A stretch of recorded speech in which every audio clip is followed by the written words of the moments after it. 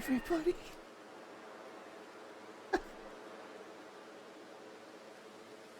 My voice is a little off, but I'll do what I can. Entertain everybody tonight. I'm just kidding. It's not that bad. I sound prepubescent, but it's... I can still speak. Should have heard me yesterday.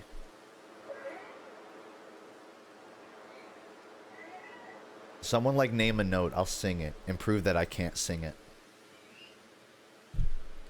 B. B. B. That's a C. C sharp, that's not fair.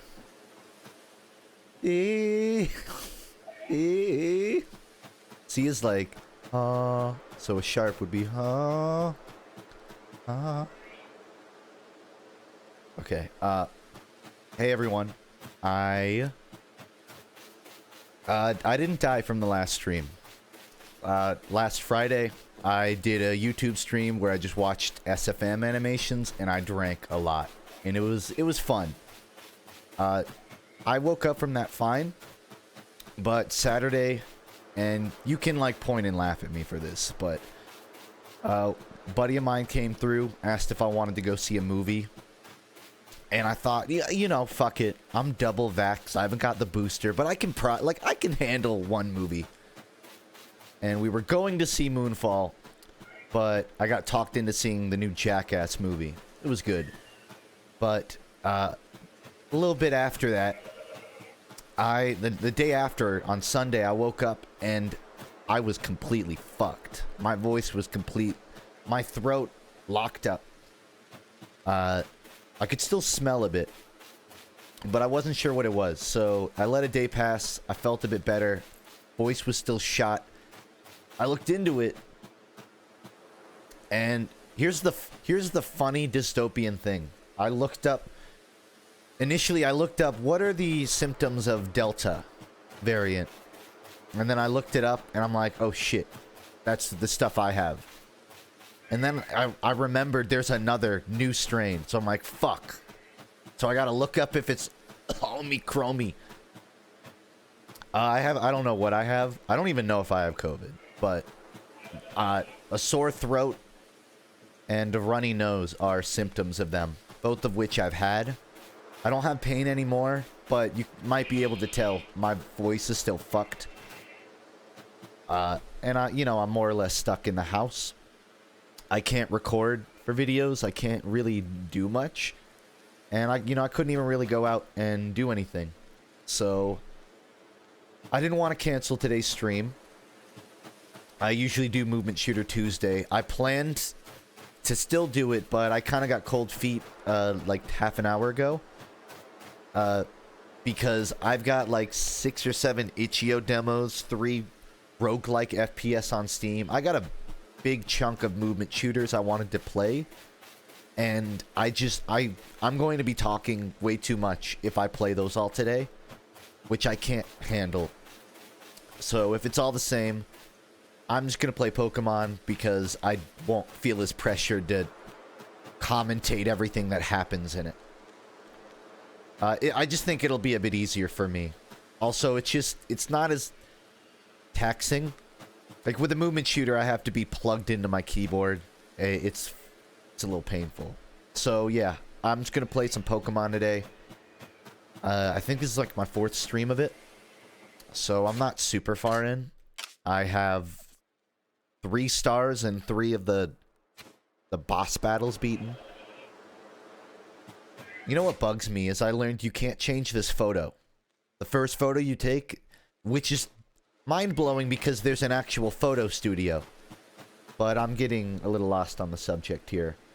Yeah. I'm gonna just play the game. I might disable this later, but I kind of want someone to test it for me. If you open up the channel points, there should be a reward called TTS Voice. Usually I turn on the speech chat, but I found a way to let you use a TTS Voice for channel points. I want to see if it works. So if anyone here has 2k points, just throw away.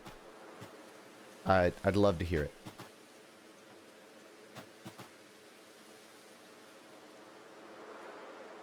Especially because if it doesn't work, I may have to fix something.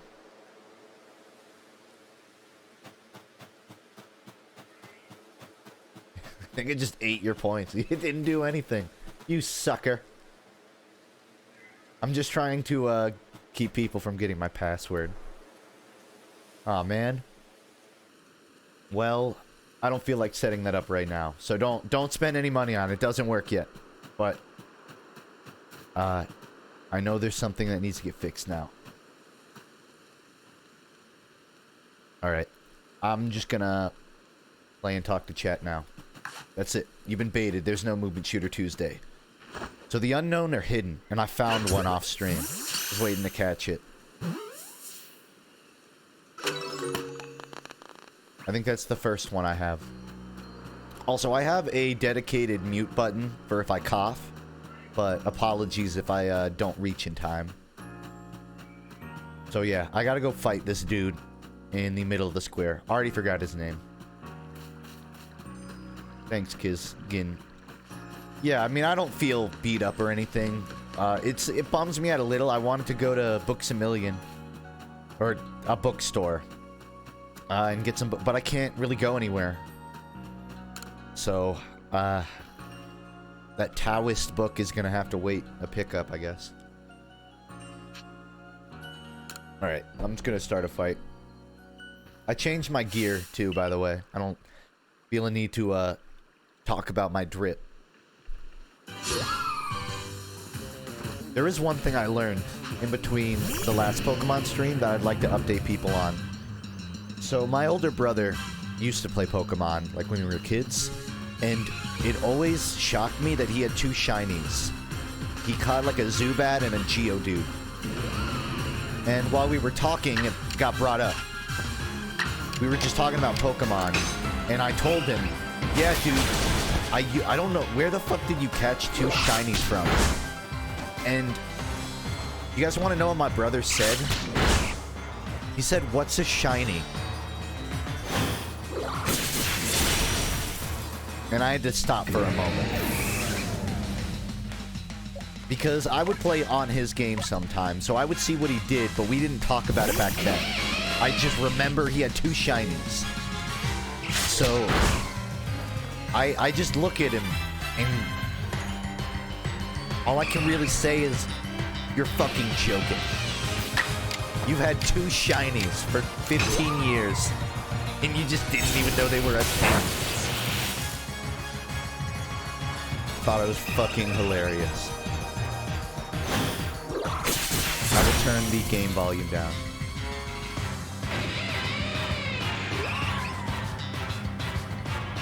Yeah, my, oh, wow, that's a lot louder than I thought. We good now? Yeah, I don't really have the pep in my voice right now, so it's a lot easier to get drowned out. How far am I? I'm probably like 25%, if I had to guess. It's hard to tell. I don't know how long it is. I need to update Nightbot because the Flush is not available. Don't listen to its lies.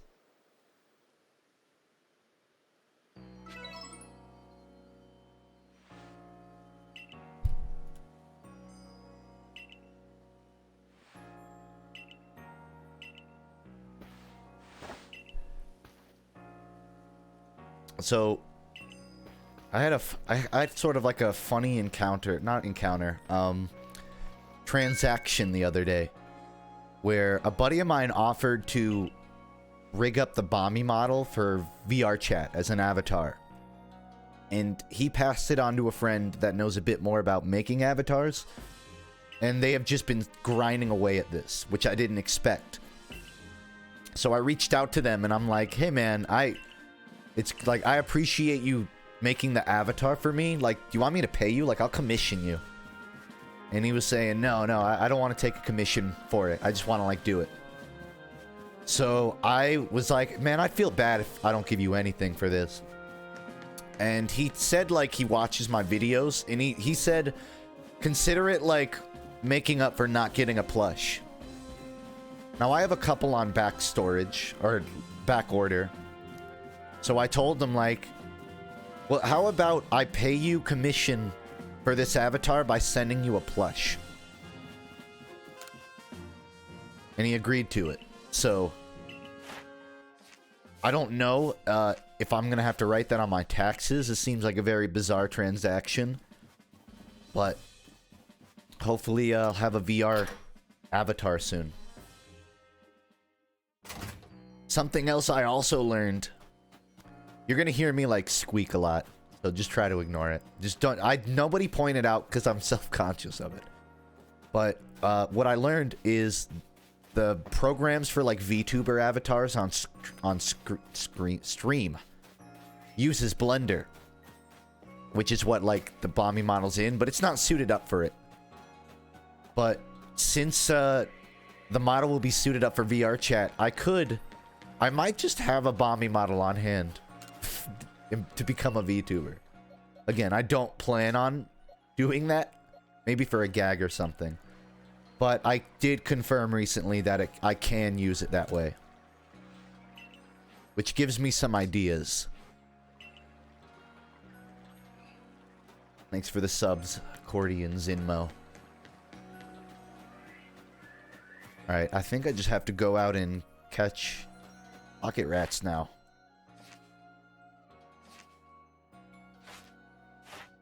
$1,200 points. It says I still have unreported data, but I thought I talked to the person. It's 5. It doesn't give me anything. 70k followers. Am I near it? I've stopped looking at like the Twitch follower list. It really is not meant anything.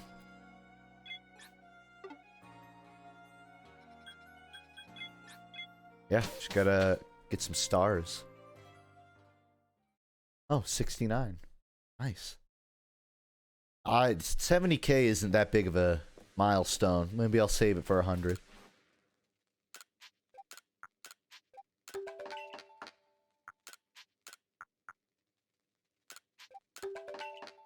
Alright, that was all I remembered needing to do. Fight that person, and it was an instant win. So, I guess I'm just playing the game now. Huh. Actually, I just remembered I can swim now. So, I kind of want to go to those other areas and see the locations I couldn't reach before. I still don't have the Pokemon that lets you climb.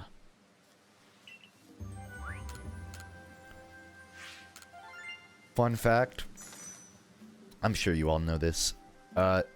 You can, like, throw Pokemon out of their Pokeball, so you can spell out words with the unknown if you catch them all. As long as it's under 6 letters. Which, believe it or not, penis is only 5. So, there you go.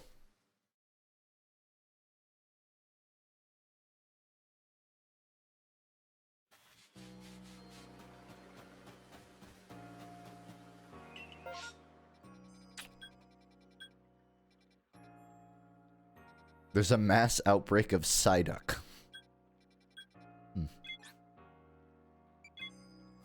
Oh yeah, I could spell out my name.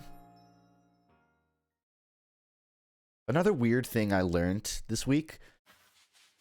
So like I had a cousin, and my cousin and my brother like had his girlfriend over. Like we just hung out, saw a movie, right? During it, I set up my Switch in the living room just so we could play Smash and stuff. And for the past 3 days, whenever my brother's at our house, I just see him playing Mario Kart 8. And I don't know why that like surprises me. Like seeing someone, he doesn't play video games at all. But for some reason he's really into Mario Kart 8 now. So I guess the DLC does have a demographic. In hindsight.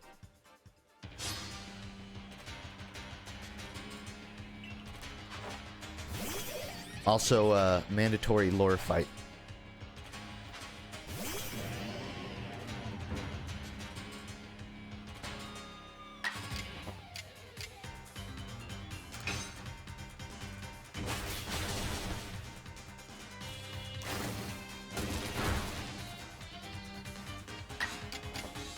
Yeah. Apologies for all my deep philosopher viewers this week. I'm not gonna have as much new red information to share about Buddhism or any like wacky Eastern philosophies, because I can't buy the fucking book. I guess I could read it online, but I've been in bed like the last 40 hours.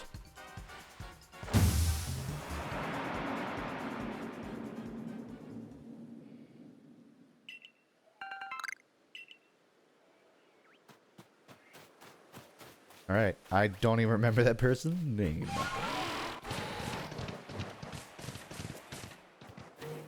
But I do know one of these buttons shows the map, and this is an area I haven't seen before.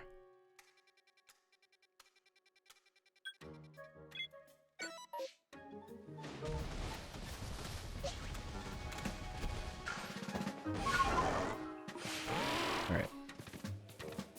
I'm schmoving. What, man, what's the point of having bookmarks on the map if I can't actually see which direction I'm moving?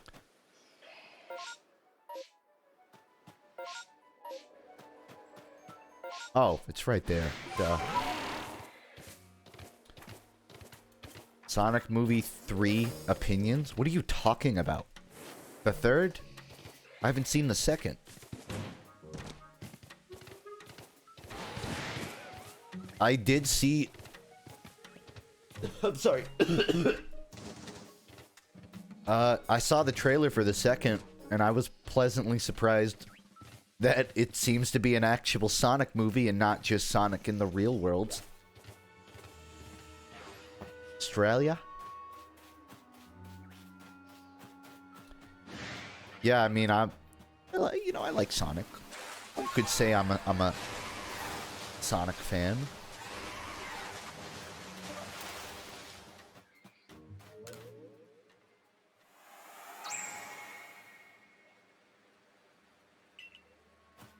Still have not cleared out any of my wisps.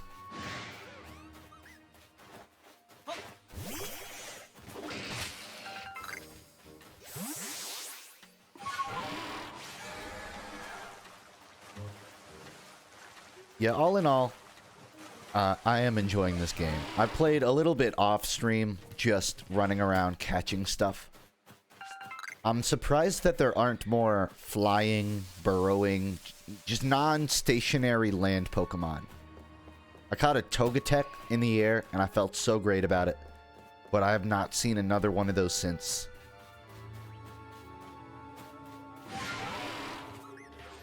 I guess they're fish, but that's not that different.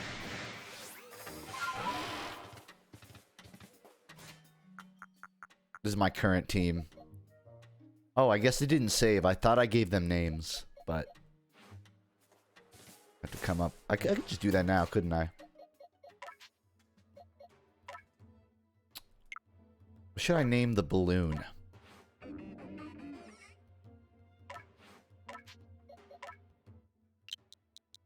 I was gonna call it Bitcoin, because it's a bubble, but... it's not really a bubble.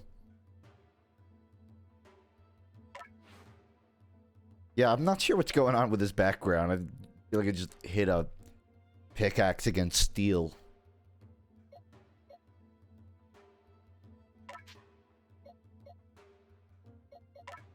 Like an octopus. It's got a funny toupee.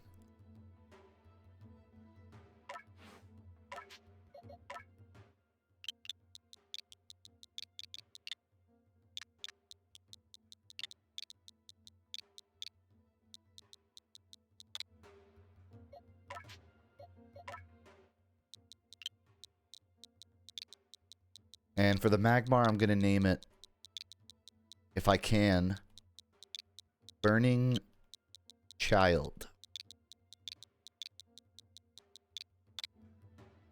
Just a child set on fire. Holy monkey. Hey, monkey. Boy, he's just staring at me. I don't know if I have what it takes. Oh yeah, I watched the folding ideas YouTube video on the problem with NFTs. I watched the full thing. This dude did like a 2.5 hour documentary on why NFTs are bad. And I already didn't like NFTs, but there was some really insidious realizations that he conveyed really well. For me particularly, it's because if you, I don't know, this is fucking reality. You're gonna get an NFT talk on the stream. So NFTs are known for being like monkey JPEGs and stuff, but it can be anything, right? It can be a program, it can be a video, it can be a lot of things, just sort of hyperlinked. And what I thought the video conveyed very succinctly was that the general goal of NFTs is sort of the financialification of everything. Like everything you do and make has to be commodified into a commercial product. Which is a really unflavorful future. You know, like there's a lot of artists who have their stuff stolen and then told like, well, you should have minted it first. Which is, you know, a big part of the problem itself. It's like, I don't want to participate in this. And the reason that happens is because the people benefiting from it only benefit as long as new people join in. Because the money comes from new entries into NFT land. So I felt like I already had decent reasons to dislike them. But if you need, like, a proper explanation, or you maybe even personally think, like, they could be of value, I'd highly recommend the video Line Goes Up. Because it's well-researched, it's very well-articulated, and I don't know, it actually kind of makes me a bit angrier about them being a thing, and about celebrity culture pushing it and all that. I'm just like looking for something of use on this island, but there's nothing. Oh yeah, yeah. In one part of the video, he decides to just join an NFT Discord and accept every invite that he gets, and he was sent like a dozen an hour, and after like 40 of them, he just stopped taking them.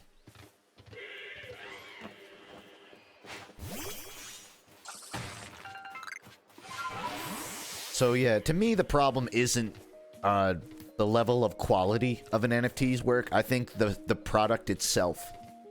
Even he talks about like a lot of other things. He talks about the housing bubble of '08, about crypto itself, and sort of the unhinged nature of its growth. It's very insightful, I found. Thanks for the sub, Brain Train. That's really all there is on this island. I expected a bit more. Guess I'll just follow the shore for a bit.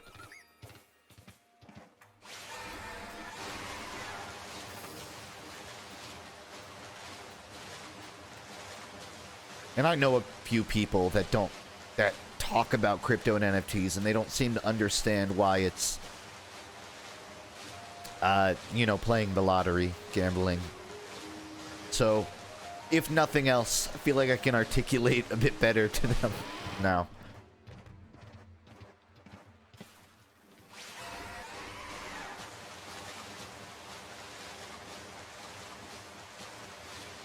Something I noticed, and I never want to be caught defending an NFT profile picture. I never would do that. But I've noticed how disillusioning it is seeing, like, I see someone with an NFT profile picture, and I almost don't even register them as a human. And I think that's just a social media thing. But, like, there's such a big bully culture of, like, laugh at the hexagon. And I support that. But I'm trying to be mindful of how, like, how jarring it is to see someone post, like, weird, you know, Elon Musk honoring posts and think, like, a real person posted that. This wasn't generated. I'll agree with Menon. A lot of them are bots. But the sad part is a lot of them aren't either. And it's just weird. It's weird to me that someone would, like, hinge their identity so concretely to that kind of thing. What really fucking freaked me out watching that video, line goes up, was he talks about one of those pay-to-earn games. Or play-to-earn. It's a game that promises if you play it, you can make a livable wage. And a lot of these games tote themselves as like a humanitarian effort of like, oh, well, if you're in a impoverished country, you can just play this game and make money. You don't have to rely on your government. But as someone who already, like, I make a living making content on games, and in some ways it ruins games for me. Or it doesn't ruin it, but it's hard to play games just to enjoy them and not always have this, oh, how can I contentify this? It's not fun to me. It's not fun blurring the lines. And if anything, it makes me feel very vulnerable sometimes. Feeling like, wow, the only way I can sort of progress as a human in society, like, I have to work harder on video games. So the idea that your life would be hinged to playing a game and just fucking, you know... He used an example of this card game where it's sort of got gacha mechanics. You get characters and you fight with them. And the better you win, the better you play, the more you get sort of a, I guess, NFT and crypto payout. But that's really dystopian to me. It doesn't sound fun. It doesn't sound cathartic or fulfilling. And he said in the video, like, no one's playing this game because they enjoy the game. They're playing it for a reward, which they don't even really get. And again, I just recommend watching the video, but there's a lot of... It's fascinating seeing how even that concept gets totally corrupted. So, like, the game that he talked about has been out so long that the whales, the people with a lot of money, they just make, like, 30 accounts and give them to other people to play to make profit. He's like, hey, I already have a bunch of decent gacha cards. Here's an account. You just play and give me half the profits. And it's literally just capitalism, but in fucking overclock mode. It's so, like, beyond the spirit of video games. This isn't gaming. This isn't gaming. So yeah, there's so many fascinating pieces to this big puzzle.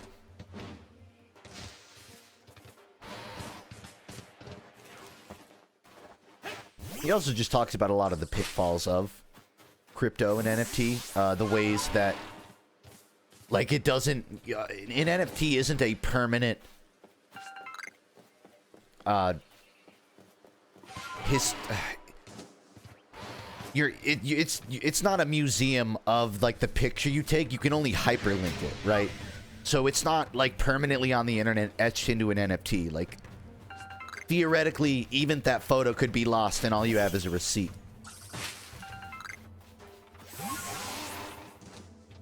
Plus, like, you can't edit an NFT after it's made. So it's just, there's so much of a scam to it. You put something up, but you have to change it, and you have to fucking pay a minting fee to put it up again. It just pisses me off.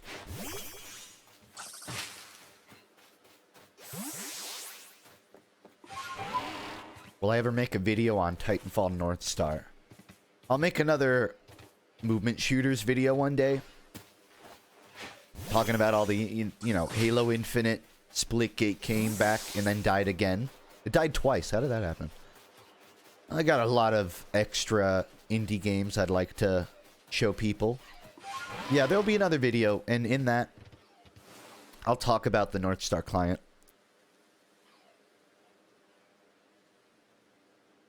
Water. Water. It's starting to hurt to talk.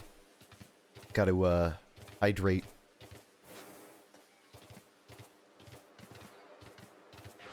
Actually, the audio might be desynced. I've noticed that last stream. Let me see if I can do something to fix it.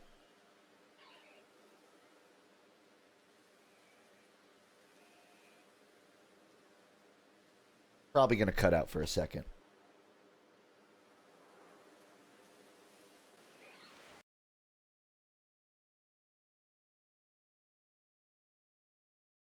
Metallic? Yeah, I have it sort of in a janky recording. I'm using a kind of old capture hardware. I have like an Elgato HD60, which they don't even really support anymore. So, it's not going to be perfect, admittedly.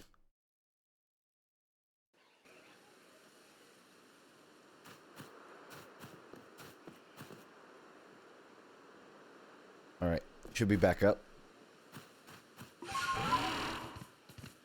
Extraction? I still don't know what extraction is. I need to see more information about it. I can tell you I'm not super big into Rainbow Six. It's just tactical shooters are not my tempo. Yeah, I stream. I stream Tuesdays and Fridays. Those are my hard days. Everything else is random. Since I'm still recovering from sickness, I haven't been able to do off streams. I wanted to stream this weekend, but, you know, I was dying. Ugh. Today's Tuesday.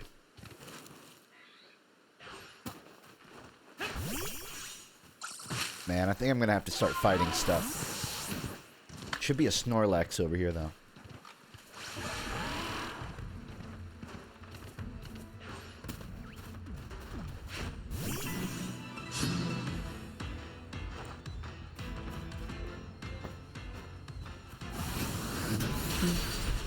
Bye-bye, fertilizer. I want to replace #1. I just don't think he's gonna level up ever again.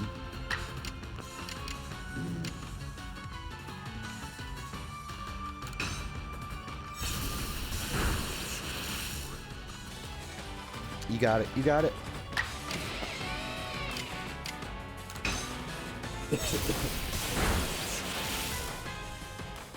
Got phlegm.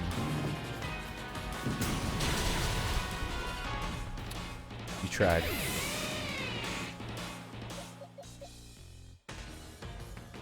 If I can status affect him, my life will be much easier.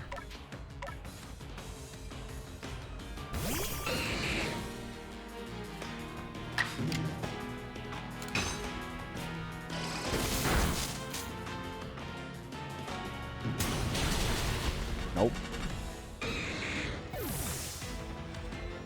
Alright, new plan. Just mindlessly lob great balls.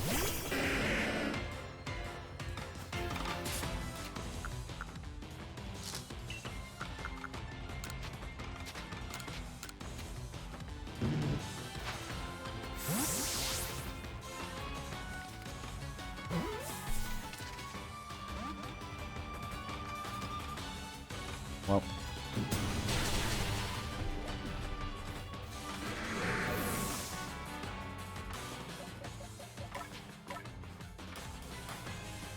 The shop upgrade side quests.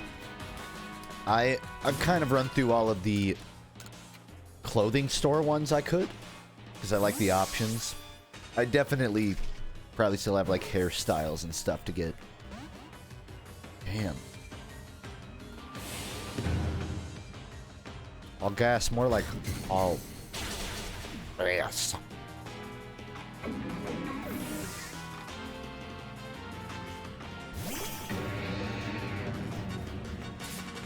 Please, if nothing else, just survive a hit.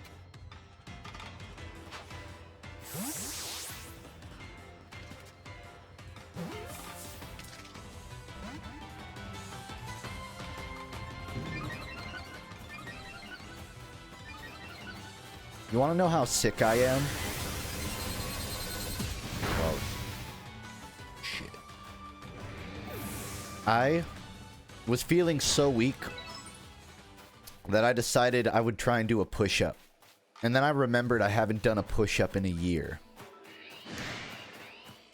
And what I found is I have the power, I have the strength to do probably like 20, but my wrist is so fucking fragile from not ever doing cardio that I had to stop after like 2.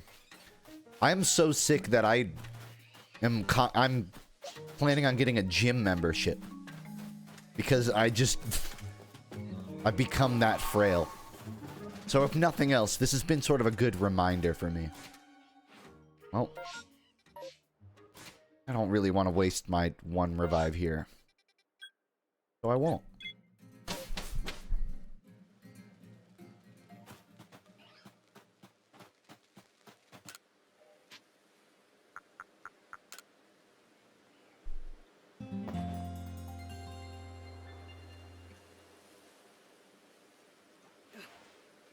Ugh.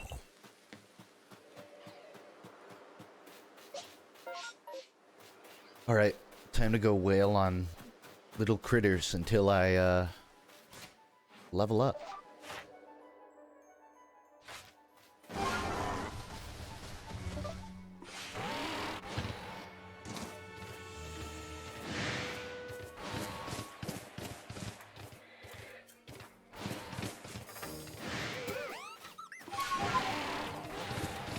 Too underleveled.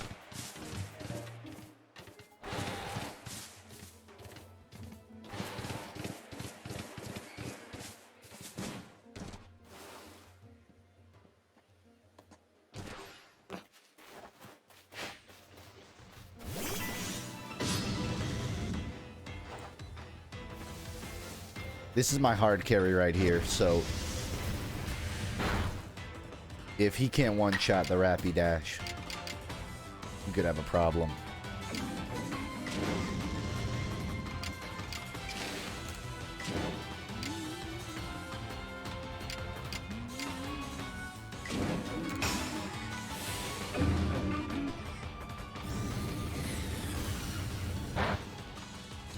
Oh.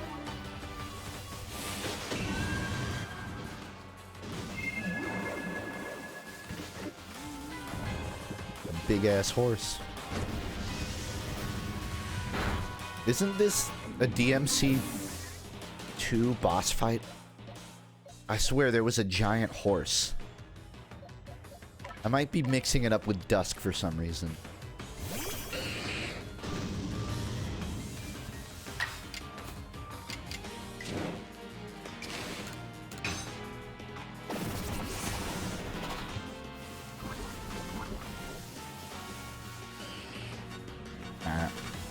Doesn't work.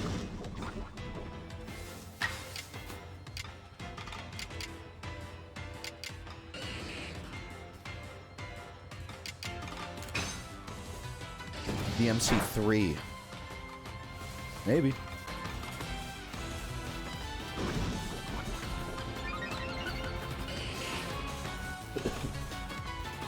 I'm sure nobody asked, but I'm 100% probably no-lifing Elden Ring when it comes out. Not no-lifing, but Shadow Warrior 3 comes out in March, which is only a few weeks later, so everyone's still going to be playing Elden Ring.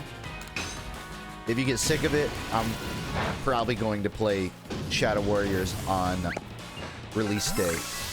I don't think it'll be my next video, but I kind of have an urge to do a funk study on the whole Shadow Warrior series. And it seems like a good time.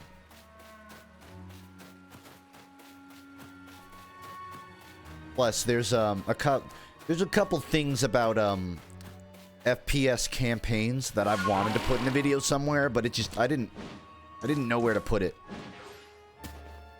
So might be a good place for them. I still have not played the original 90s one, so I guess that's going to be on the list too.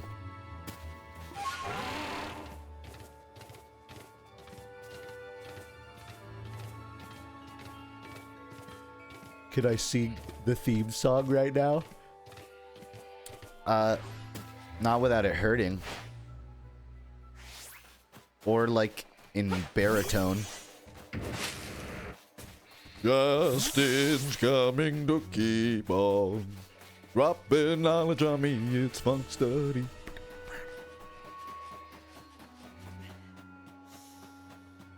This is, I think, the one upside of being sick is that I can sound more sophisticated for 3 days. Till it recovers. How would you guys feel if I just went the rest of the stream talking like this? No one would ask any questions. I hit another puberty. This is a little weird for me because my last D&D character had this voice. So, I can't do it without associating it to them.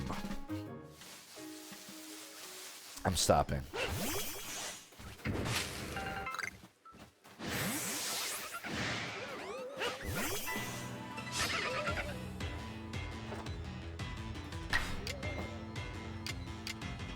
Arolas.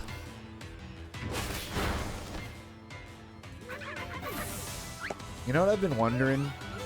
You guys know the first villain in The Legend of Korra, Amon? I wonder what his last name is. Amon? Like, he's got to have a last name. I forgot what it was. I know he has one.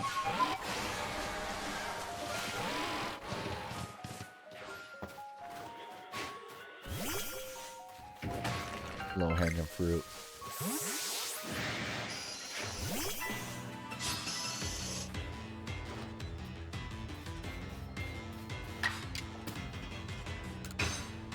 But I've never heard anyone make the joke, which is why I went for it.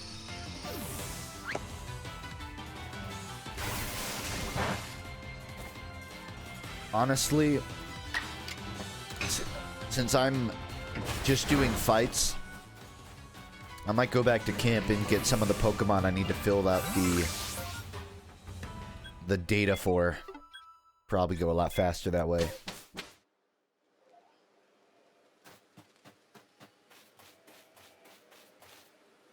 Only I can't change my Pokemon here. Be a generic anime villain. Why is it all of the anime villains are slightly European? You never see an American villain. Actually, I know why. They're Europeans, that's why. Oh, I can change it at the camp. Well, I like to play in lore. I like to go get my Pokemon from the ranch.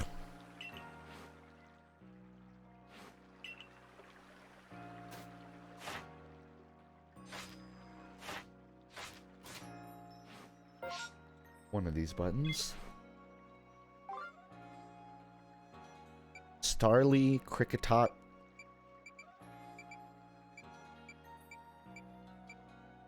Roselia.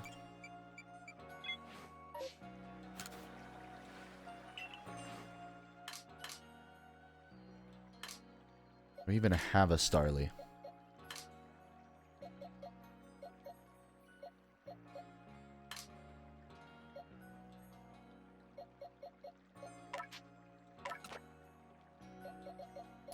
Sorry, fertilizer. I'll put you in the good box. The Cricketot? I don't even remember what that is. Like the Cricketon pre-evolution.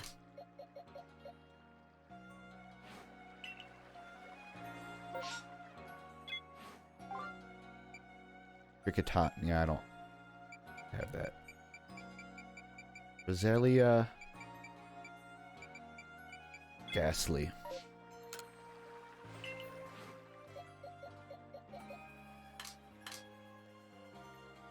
Oh wait. Cricketot. No, I have one.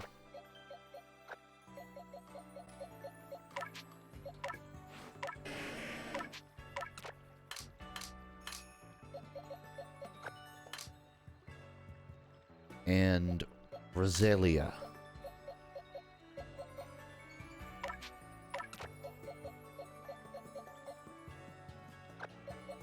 And then just the letter H.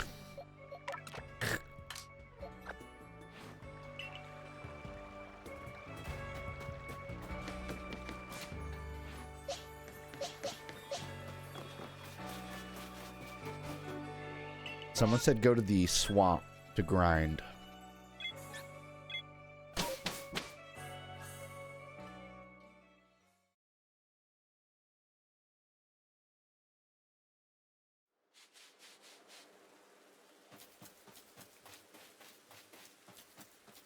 That was the last D&D session. So we went to this little tavern. Like, we're sort of on the run in a pirate ship. We found this tavern. And my crew, I guess, sat down at a table. And I don't remember what the term is, but there are dancers on, like, the stage. And if you look at them, you have to do... like a strength check. You have to do a check to see if you become mesmerized by them. Which just means you like turn horny and you basically can't start a fight because you're too busy ogling the dancers. And half of my party failed their checks. Almost all of them did. So they were just ogling dancers for like the first quarter of this session.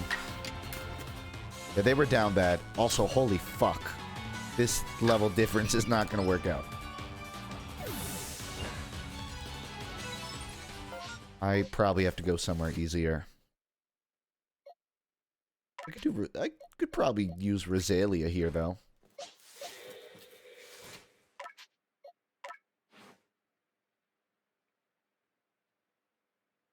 I don't really have damage moves. Which sucks.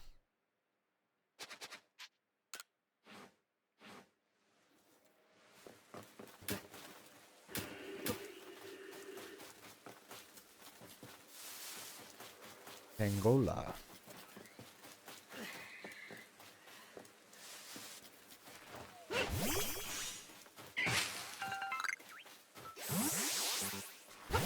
Die.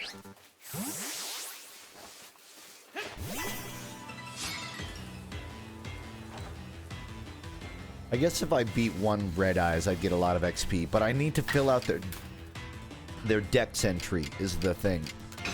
It's not XP I need, it's data. Okay.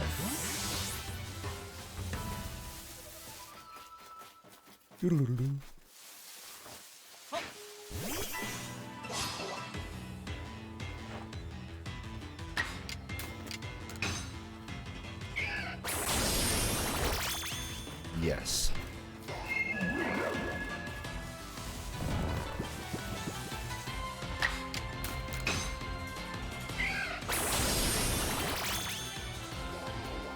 The scout joke only applies to my side up. That's just a random side up. He doesn't have the same strength.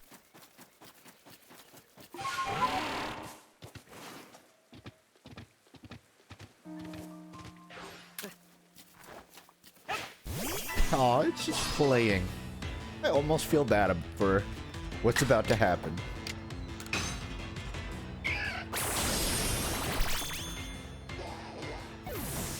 Wow, wow.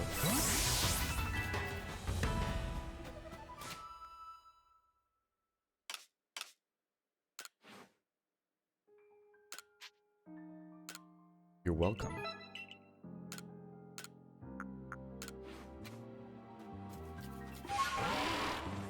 Someone asked earlier if I think this game is mid.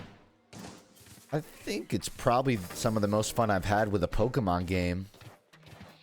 So yeah, it's mid.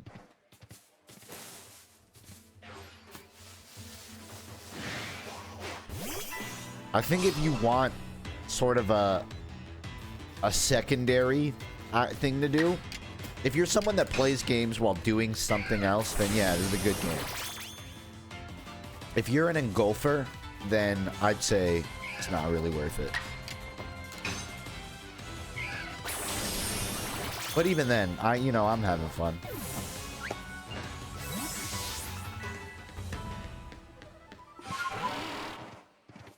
Like, if you're someone who has to ride the train a lot, yeah, you'd fuck with it.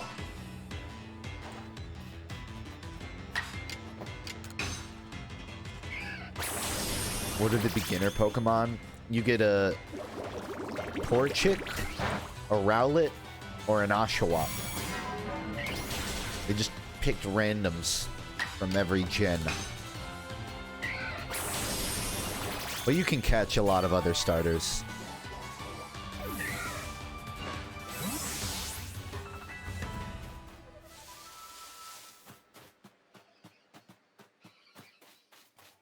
Again, my lovely chat members, it's not XP I need, it's data about moves.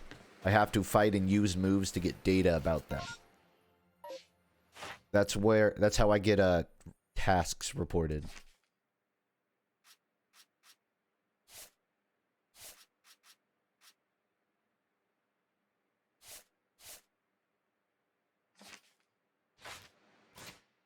I'm trying to look specifically at this Pokemon's tasks.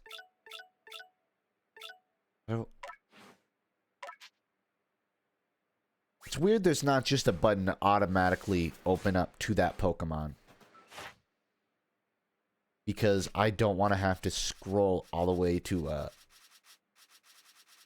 Roselia.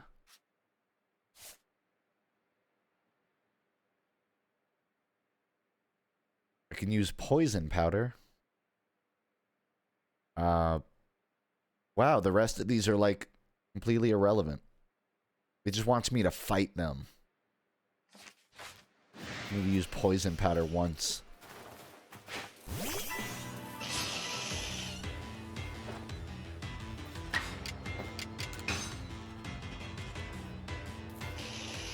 Fuck me.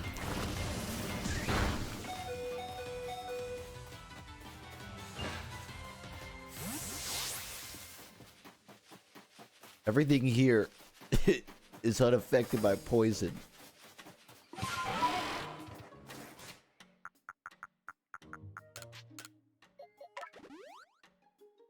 The purple bubbles? Oh, fuck no. There's gonna be 2 giant bears that rush me down and kick my ass.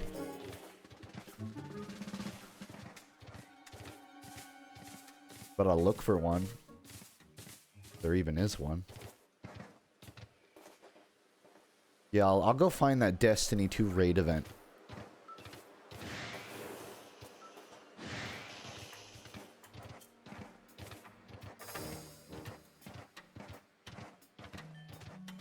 Another SFM night. Yeah, I plan to do another. I don't think it'll be this week because I need to make up Movement Shooter Tuesday on Friday. And I don't know if I will have the energy yet to do another stream besides that one.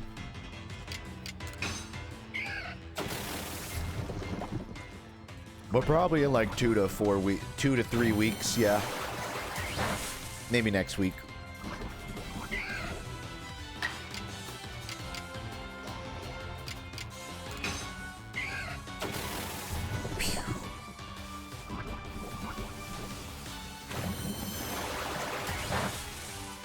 The TDS doesn't currently work, but I appreciate you Navy sealing me.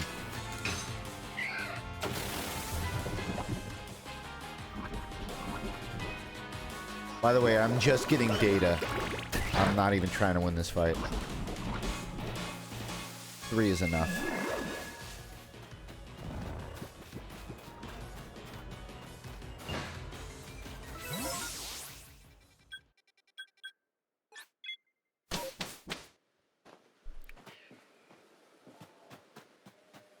Time to go.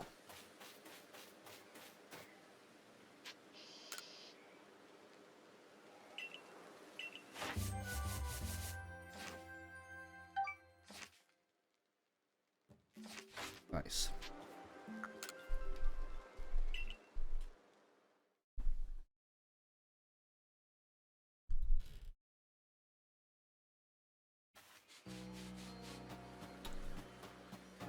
One thing I have had time to do, which is a lot of time, honestly, is run through my emails. And you know, most of it is outside of like the spam stuff, just people like giving props to me, asking questions or whatever. But I got one the other day from, they said they are like in their final year of being an animation, of studying animation, and they want to make videos. And I thought there was something really refreshing about an actual academic, if you will, trying to make YouTube videos, because it seems like to me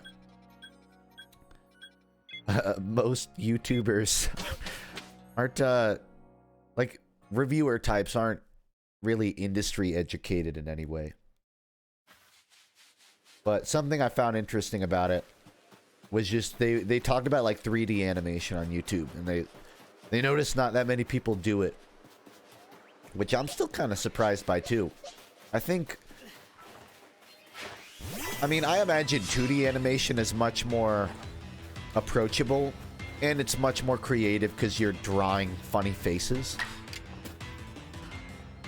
It always does surprise me that there aren't more 3D, not like full 3D animation channels, but like people like me that are too lazy to go the full effort. So they're like, oh, I'll just do a little bit of it. I'll just do a tiny bit of character animation, and it makes the video a bit better. But yeah, there's a lot.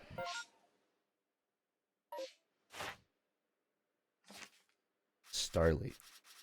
One question I get a lot, like in email and just anywhere, is like why I use SFM and not Blender or Maya or a proper program. Starly. Which my general answer is that it would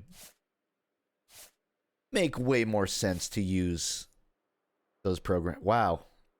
So it just wants me to like fucking beat up Starly. Okay. Hold on. I'll get to the subject. Like I've apparently done a lot more of this than I thought. And my brain is too tiny to multitask right now. Cricketoon. Let's find that Cricketoon.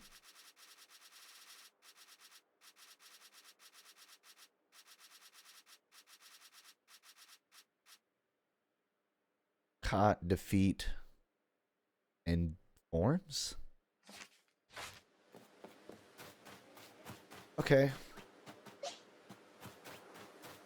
So anyways, the reasons I still use SFM as opposed to like a proper industry program, a big one for me is that SFM, the workshop, has like an endless library of free video game assets, which for my types of videos is really, really useful. If I need to do a gag or a reference or have a prop, or if I'm talking about a game, I can sometimes use things from it. If I was using Blender or another program, those assets are not as widely available because people aren't constantly porting stuff into it. With SFM, there's a big community of, hey, let's just throw fucking video game stuff together. And it would not be impossible. I know that there's a way to port SFM things to Blender, which could be a workaround. But at the end of the day, I don't really want my channel to be 100% animation. I like having a balance where I can just talk about stuff and make it a bit more enjoyable. So I don't feel an urge to restructure my workflow as if it's completely about animation, because for me it's really not. That said, I think there will come a day in the next 2 years where I say fuck it and try to move, or at least I try to like use Blender more. Like I could always use Blender and then switch to SFM when I need a specific shot.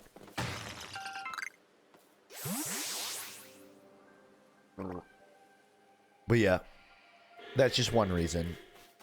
Another reason is sunk cost fallacy. I've just been using it for God, how long? 2013, 2012, almost 10 years.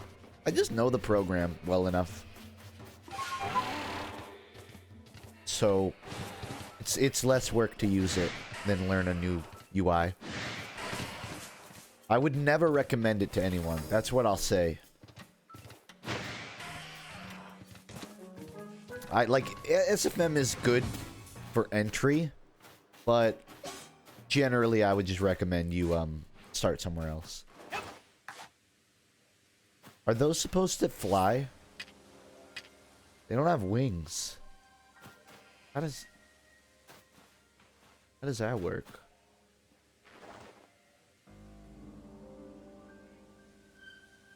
Two FPS? Yo, did FUNKe animate that?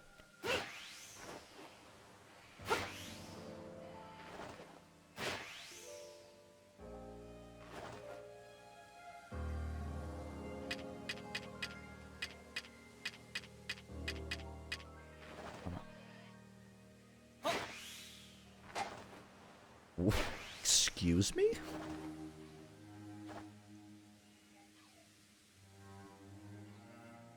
We all agree that the red Gyarados is like one of the coolest moments in Pokemon ever, right? Just like goated. Even if everyone has one, it was so fucking cool.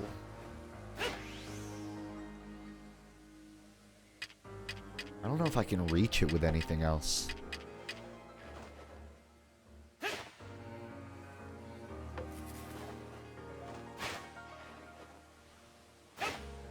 Wow, this gyro is it's got some Wii nunchuck vibes right now.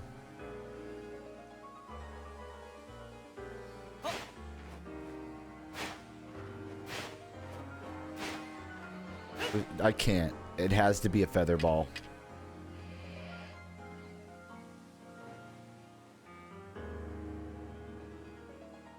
I'm very frail. I'm recovering.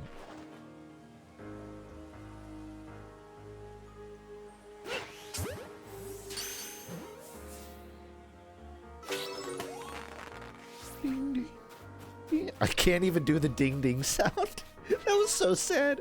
Ding, ding, ding.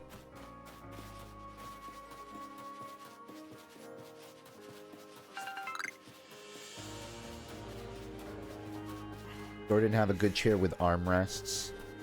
Armrests are so make or break with a chair.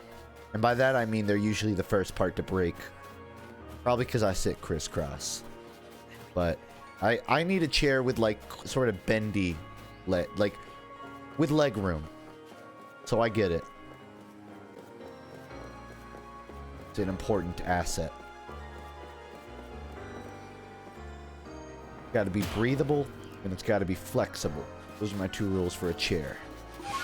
The third one is that it doesn't stab me.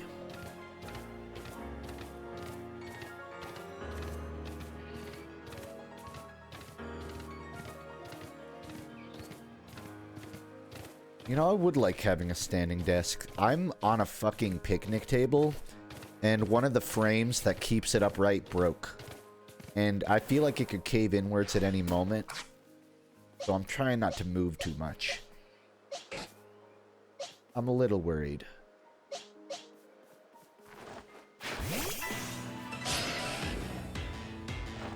I'm crisscross right now. What? It's just like, I like having my center of gravity close. It feels weird just sitting upright to me.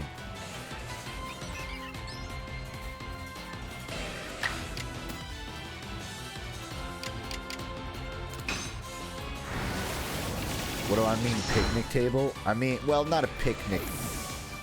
It doesn't have like an attached seat. But it's like one of those foldable tables. No, I don't have a fucking picnic table in my room.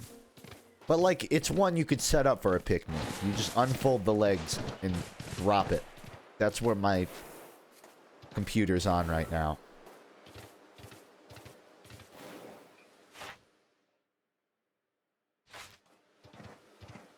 Jeez, this is taking so much longer than I thought it would. You can't progress just by, like, leveling your Pokemon, can you? You have to switch out Pokemon a lot.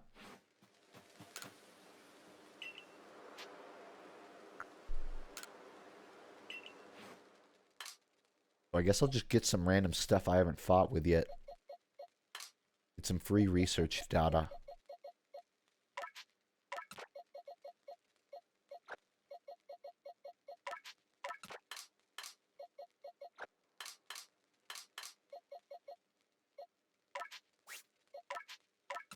Keep the carry with me, just in case.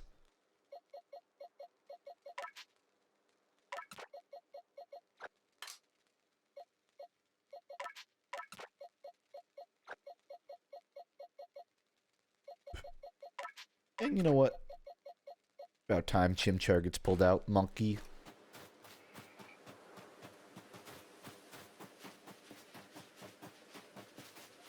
I truly don't know how far I am into this game. I think I'm still before the halfway point.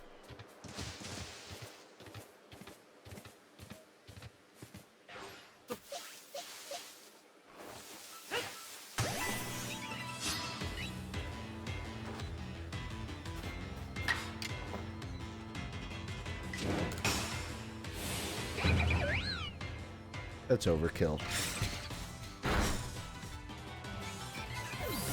But data's data.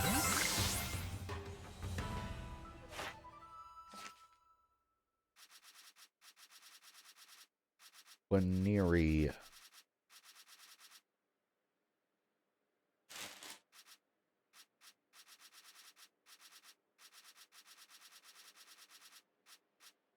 Wait, what?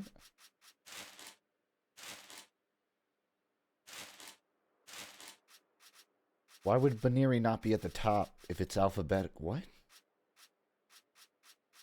Or is it upside down?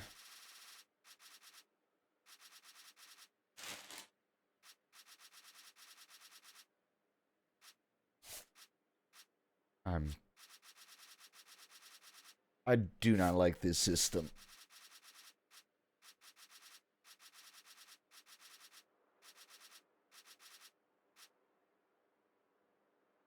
Baby doll eyes. I gotta use that.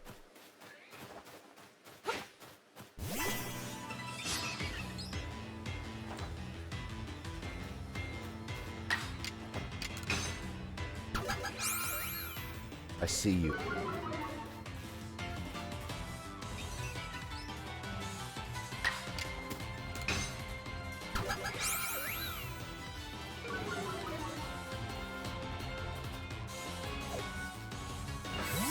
It's fine.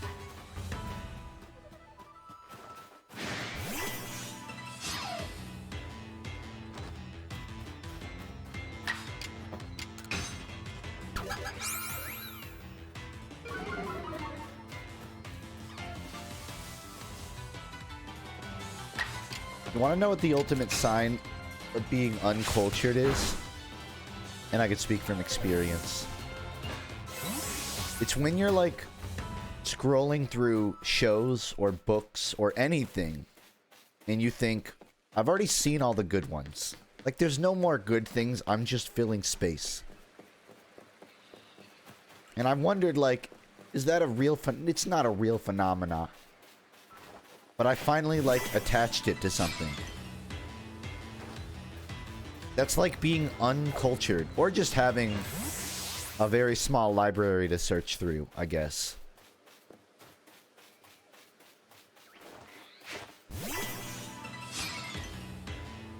That's just called, like, Crunchyroll syndrome, I guess. A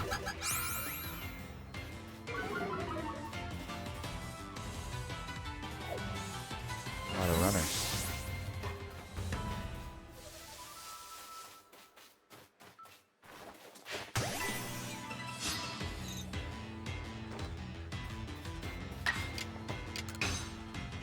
High Guardian Spice. Oh, I've heard about it. I haven't seen it.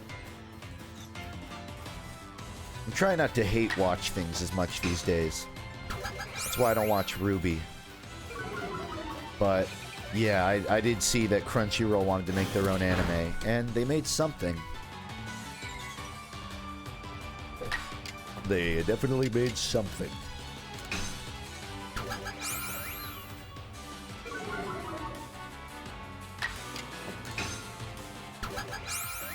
I thought it looked, well, I thought the art style wasn't, like, awful. Like, it wasn't thrown together in a shack. Like, they had a budget. I don't think, like, I don't know about the animation or the writing, though.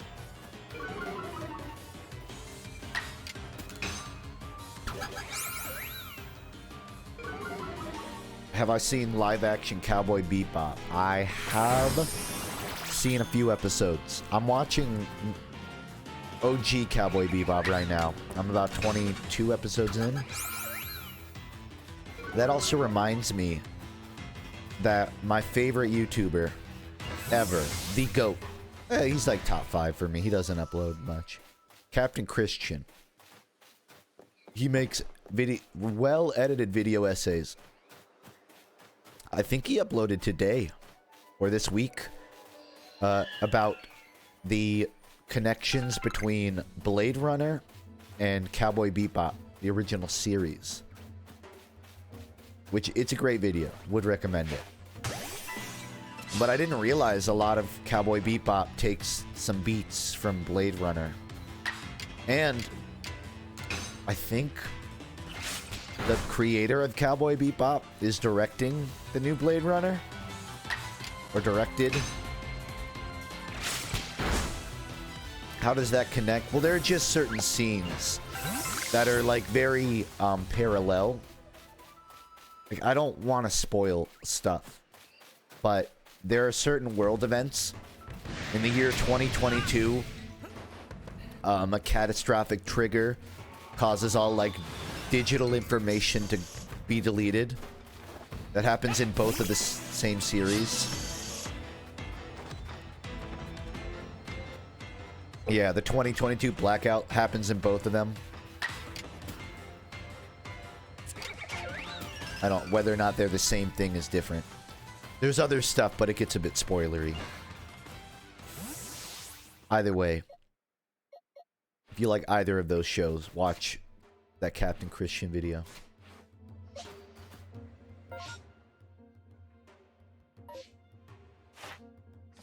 Chimchar. Chimchar time.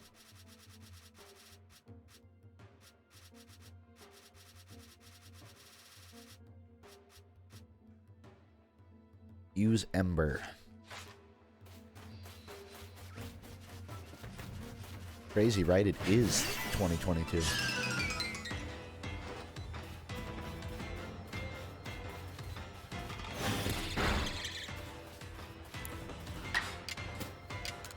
I don't think it shows quite as much these days, but back when I was doing, like, my early video essays, damn, my voice is starting to hurt.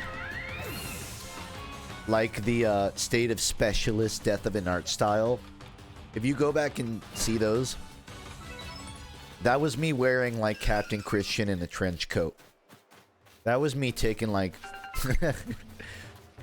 If Cowboy Bebop and Blade Runner share blood, then my channel and Captain Christian share blood. You know what I mean?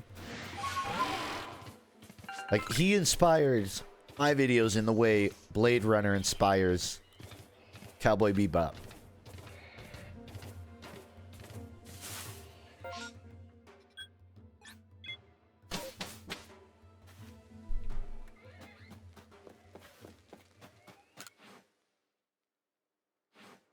Leaks.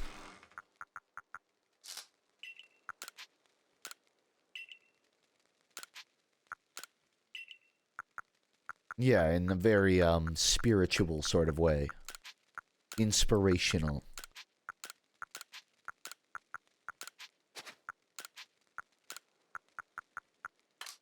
I don't even have enough leaks. Fuck.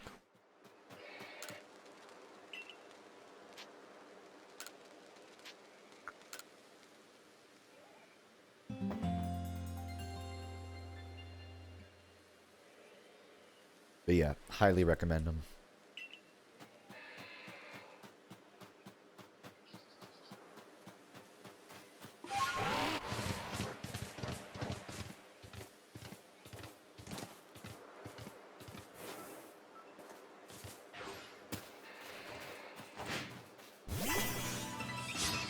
Ball drops slowly. Okay, bye.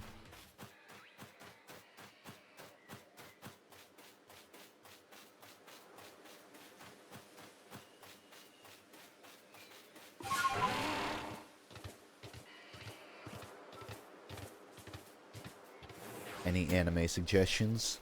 I always forget the name of this. What's the Viking Kid anime? The manga? Thorfinn. Starts with a V. Vinland Saga. I have read the manga, and I think it's great. I haven't watched the anime, but I've heard it's not bad.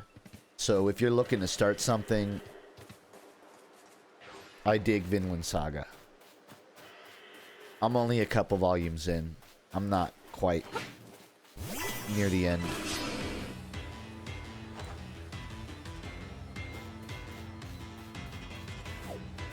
Dude, no one wants to fight this monkey. I wouldn't either.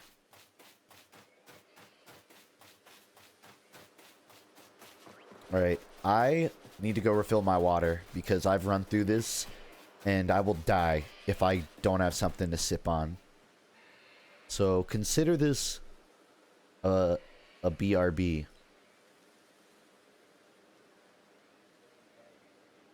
Back in 1 minute.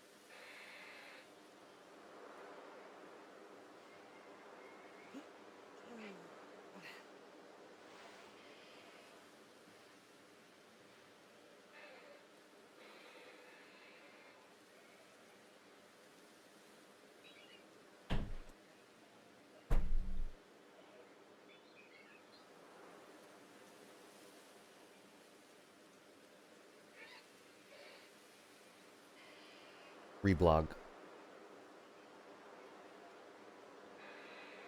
Did I just get raided? Well, so what's your answer, everybody? Are you gonna reblog or like? Sorry, I was just taking a tiny piss. Like, it was a single drop. Like, I don't even know why I got up. Why am I saying this? Yeah, hey, my voice is completely fucked. So, I promise I don't sound like this. I actually normally sound like this. But it just, it organically comes to me, when I'm not sick, but it's hard to stay in this rage. I could fake it if you want to hear the real me. Okay. We'll go back. You know what? I like the energy Swift Shot's bringing in my chat. I want everyone to post boar emojis just to confuse everybody. Just post the boar face.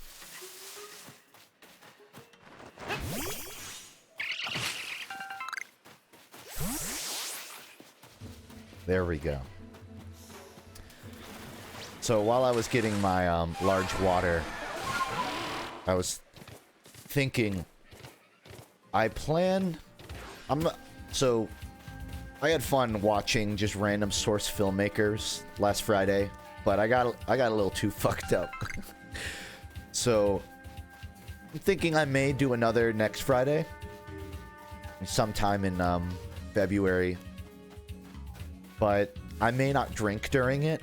And what I kind of would like to do, I wonder if I'm at a level of clout where I could do a fake Saxy Awards, and I'll pitch you guys my idea. So I'll have all of the Saxy Award categories. I'll watch through all the entries, and the winner, because I can't give out a Saxy Award, I don't have one. But what I can do is I can promise you a photo in-game of you holding a Saxy Award, because I know Saxy Award owners.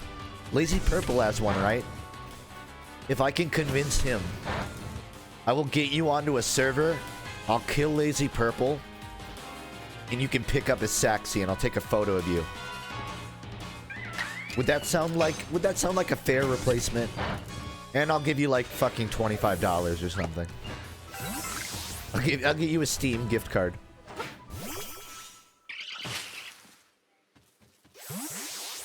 And the overall winner, I'll give you like a free plush. Because I got, I'll have a couple.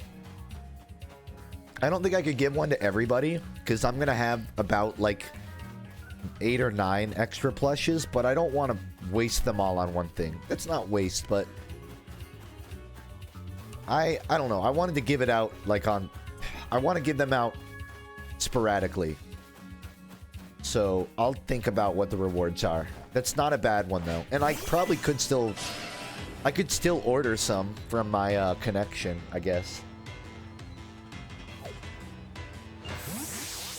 So yeah, I'll keep you guys updated on the fake Saxy Awards, the Blacksy Awards, the Backsy Awards, the Funksies, the Funkies. Yeah, like the Funkies.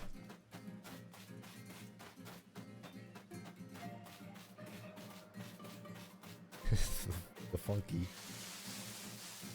It's just everyone's gonna be confused about how my name is spelled or pronounced if I make it the Funkies. Machop. See what Machop needs. I could keep embering 25 times. Alright. Can I sign the plush? It would probably be weird. It would wash off. So I could sign like... No, I'm gonna attach something with it. You're not just getting the plush. So yeah, you'll get a signature.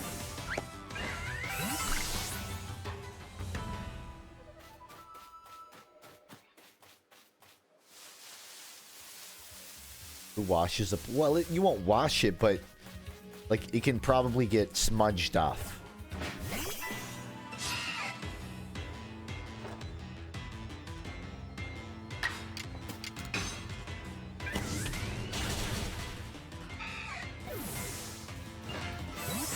I don't know if Salty Fish is still here, but because I got that raid, I want to say something. I looked at one of his recent videos. It might have been like the second last or something. And he was talking to his friends about poisonous animals. And they said there are animals who look poisonous, but they aren't. And they do that like for survival because they saw poisonous animals and copied them. And I thought that's so fucking stupid and funny. But then none of them like pointed out that that's not how it works at all. And I almost left a comment on the channel. I've almost left a comment on Salty Fish. Like, what are you? Are you fucking dumb? But I didn't. What happens is, so like there are animals that look poisonous, but they aren't, right? Butterflies, snakes, frogs, I think. But they didn't look at a poisonous animal and copy them. What happened was, they bred, and there was a genetic mutation that made them look slightly poisonous. And the ones that looked poisonous survived.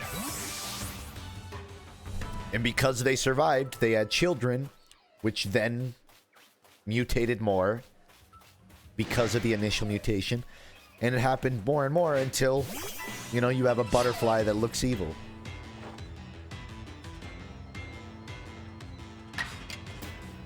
So, fun fact there. I think that's what happened to me. God, I sound like a fucking squeaky duck. I think maybe that's why girls don't talk to me, because I look poisonous, but I'm not. Like, it's just my genetics.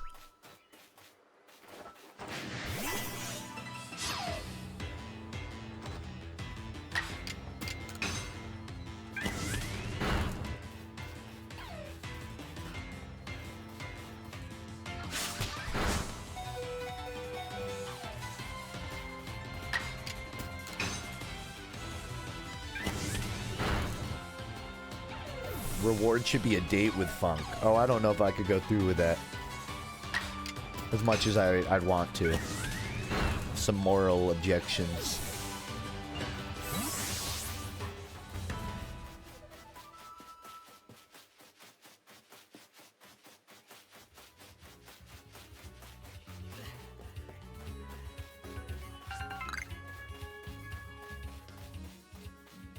Good music.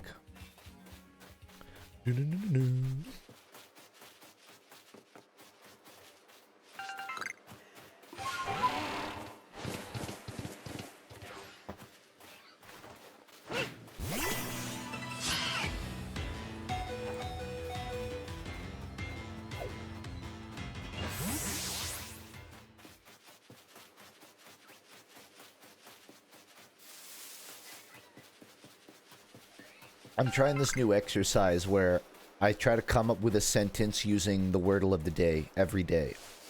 So I'm gonna attempt it now. Spoilers, by the way. So mute if you haven't played today's wordle. Huh.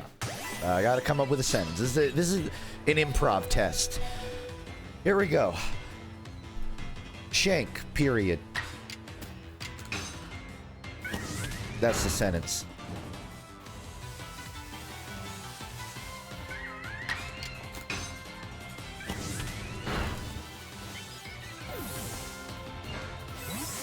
That's the whole sentence. I didn't say it was going to be a long sentence.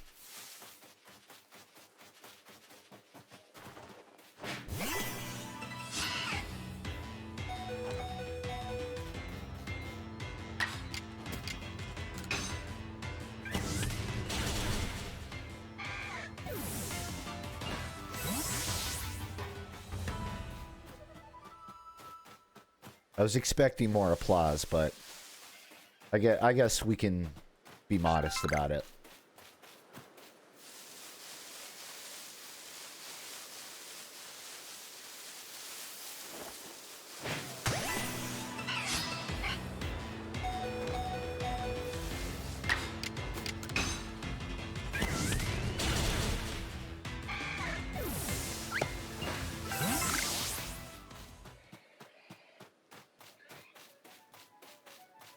I know that they can evolve, by the way. I'm not doing it just for the Pokedex stuff.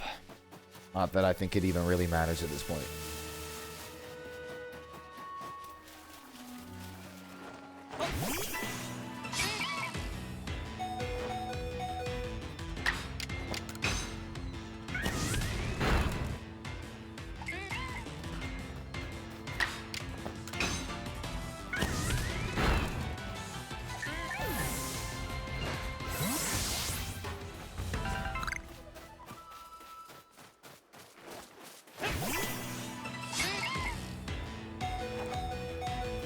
You guys want to hear the last tweet I wrote but didn't post? I do this like every 3 days. I write a tweet and I'm like, no one's gonna get this.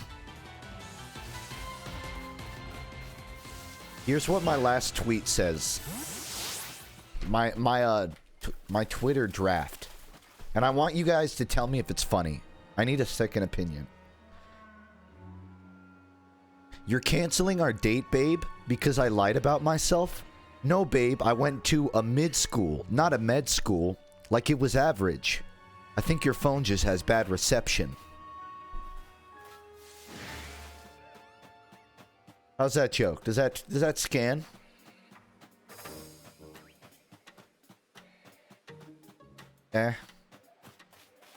Feels like too much of a auditory joke. Like I don't feel like it works well when read. Mid. The joke's mid. All right. I'm glad I'm glad I got a second opinion, so I didn't post it.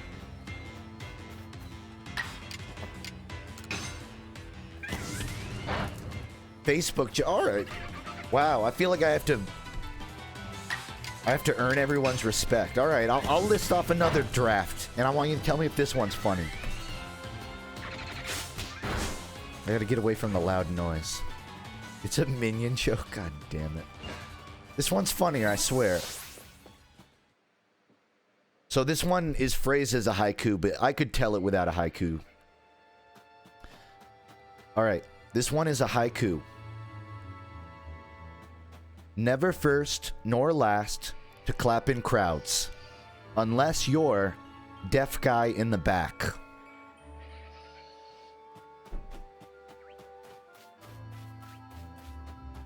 How's that? How's that for comedy? You don't get it? Don't tell me I have to explain the joke. You're never the first... Oh, okay, this is why it's so confusing. Because that's sort of a shorter version of another joke. That's structured for like stand-up. But I'm like, when will I use that? So here's the joke. You ever notice... Alright, I'm gonna put on like the stand-up face with my dead voice. You ever notice that you're never the first or the last in a crowd to clap? You're always somewhere in the middle. Unless you're a deaf guy in the back. Then you're probably clapping too early or too late. Am I right, everybody? Because you can't catch the social signal?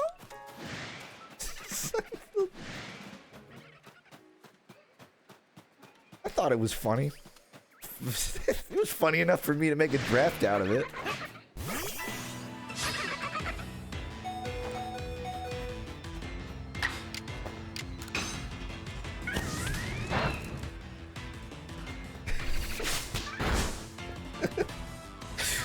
That's why I had it in haiku form, because I thought, how will I ever pitch this joke to anybody?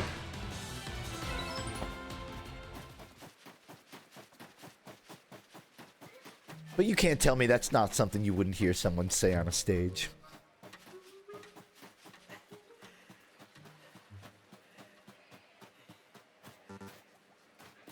I kind of got a Charlie Day with the voice. I'm going up here, man. I can't do that when I'm not sick.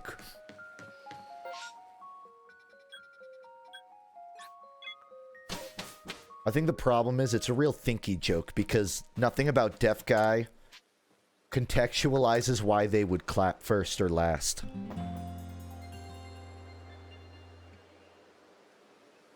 But when you think about it, it makes sense, I think. But it might be offensive to deaf guys, which is why I didn't post it. That's why.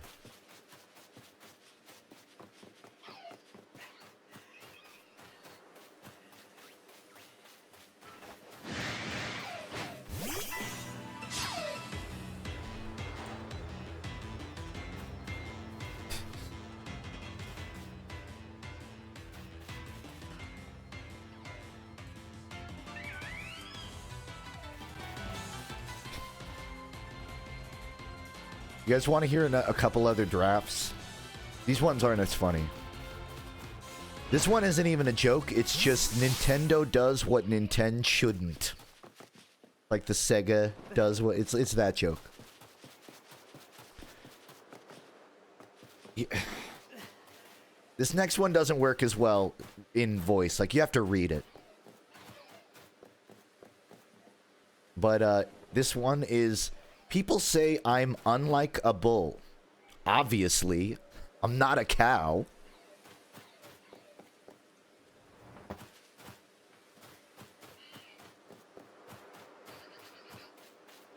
That's the joke. That's the whole joke. Unlike a bull.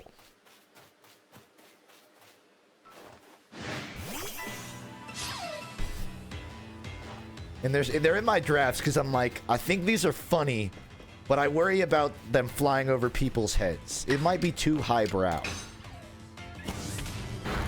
That's why I said it's better a red joke. Because you have to, like, see the word.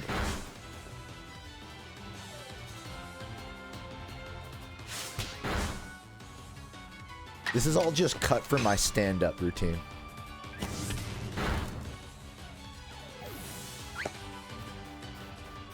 I'm gonna do a set of these jokes, end it with the lifeguard song, and make history, I think.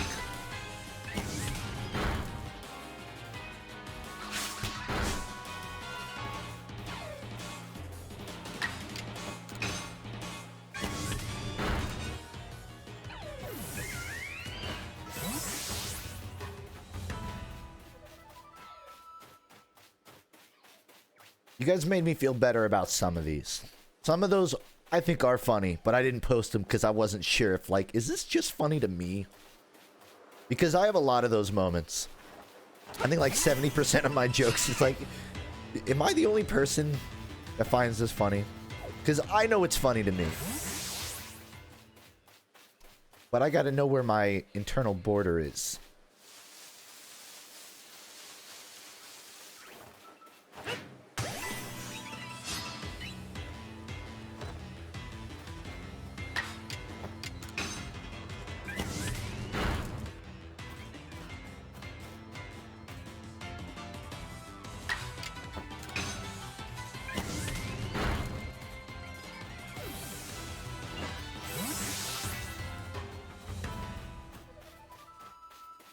I actually,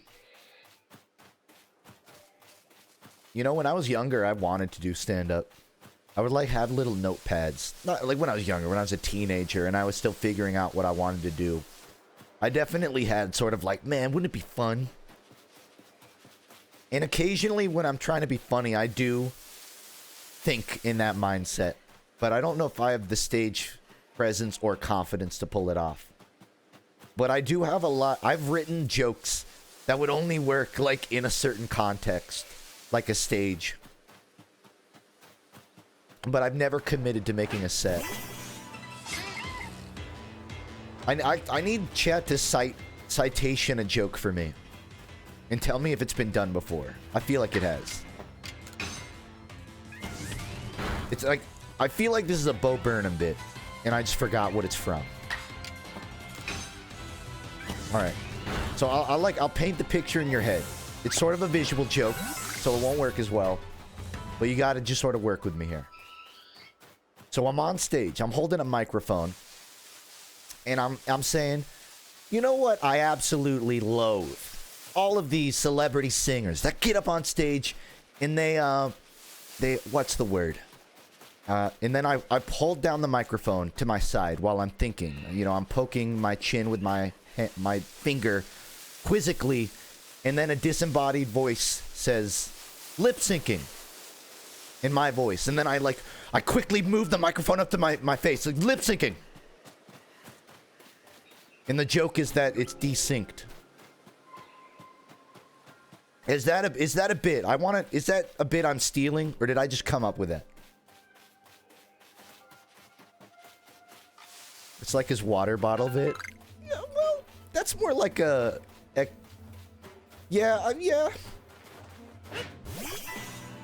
It's not. I get what you mean. I don't think it's a stolen joke, which is why I feel okay with it.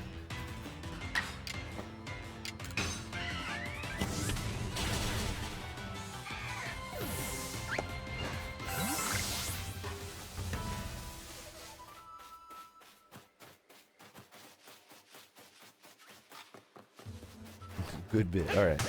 I'll keep that one on the roster.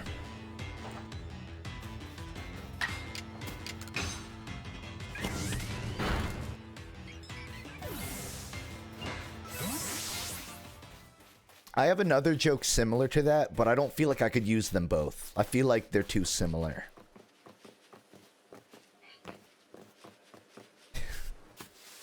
So this other joke, which is it's the same thing, but wearing a different fucking trench coat. I don't know how. There's too much context to this.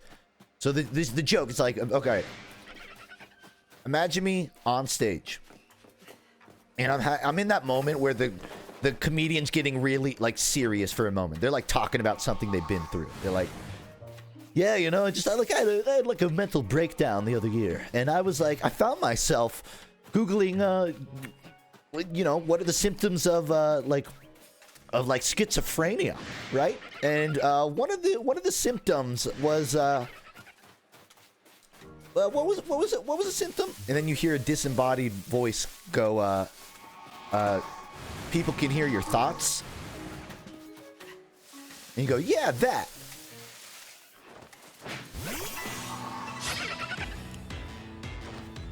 But that one's a bit, that's the joke. That's the whole joke.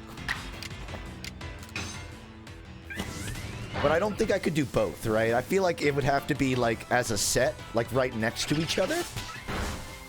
Or I can only pick one.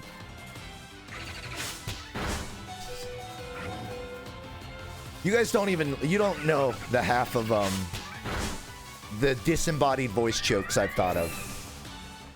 Better than the first one. I'm glad it landed. I felt like there was a long setup, and I was worried it might like get lost in transit. What do I need to... I'm gonna chop. That wouldn't be the whole joke. Like, I would make a fucking set out of mental illness jokes. But that's just one of them. I don't know how this would work in a set, but I have a text-to-speech of my own voice. And I feel like there's a bit in there somewhere.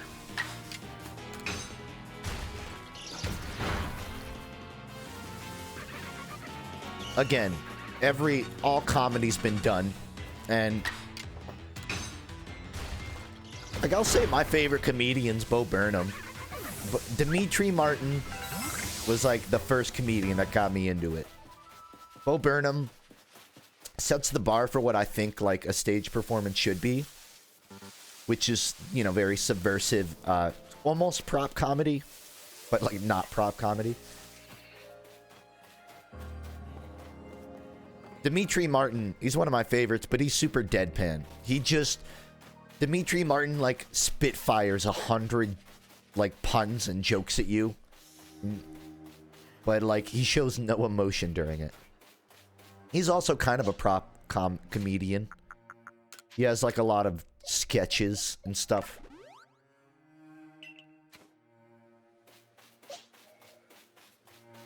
So if I ever did it, that's what I'd do. Like, draw a lot of funny stuff.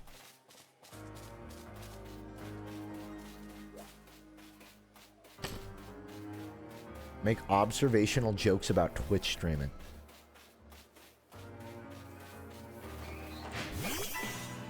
Alright, I'll try it. But you guys gotta get, like... This isn't pre-written. So if I don't land, then you just like no one notices me eat dirt, all right? Isn't it? All right.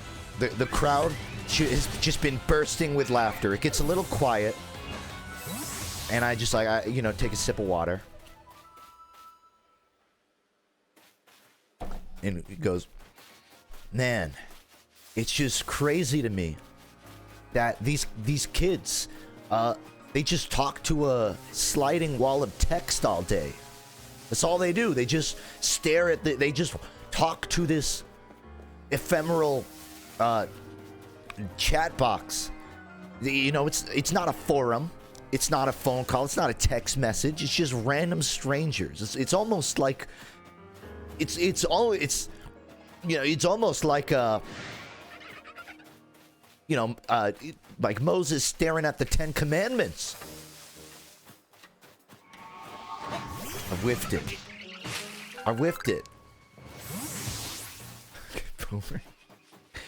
I couldn't tie it back. I can't tie back the... So I was trying to think like, oh, the 10 Commandments, like a little fucking slate you stare at. And I was trying to relate it back to like staring at a Twitch chat. But I couldn't find the denominator. This is what these listen, I'm not recording this set. This is before the recording. I'm workshopping the joke. You think you can do better? Okay, Twitch chat, find a punchline for staring at a wall of text. It's almost like it's almost like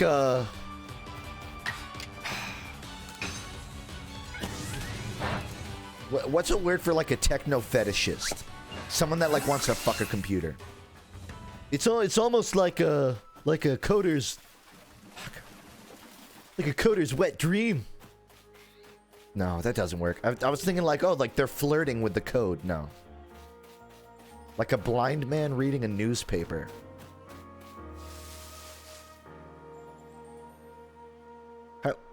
But where's the blind part of that joke? A technophile. That's the word I was thinking of. No. I don't think it works. Alright, the pitch.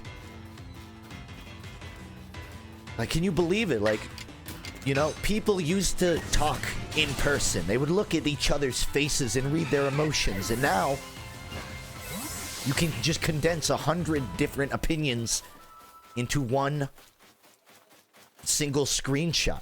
One wall of text. Alright, now where's the funny part of this?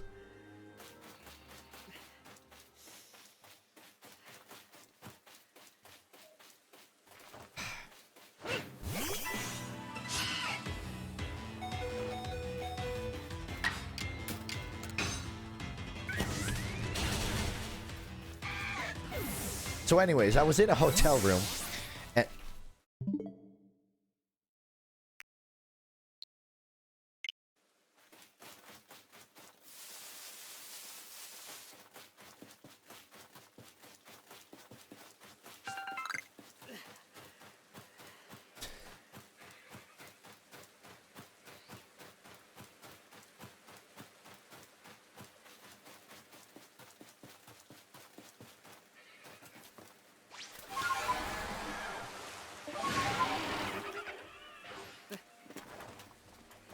I want to come up with a real Twitch chat bit, but there's nothing funny about topical humor. So it doesn't really work. It doesn't work with general audiences.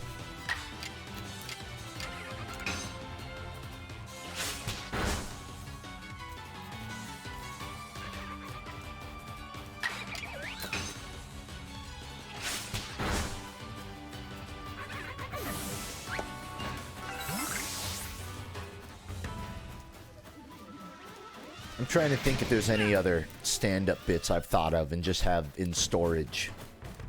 But I don't keep a detailed list. Kind of just all in the noggin.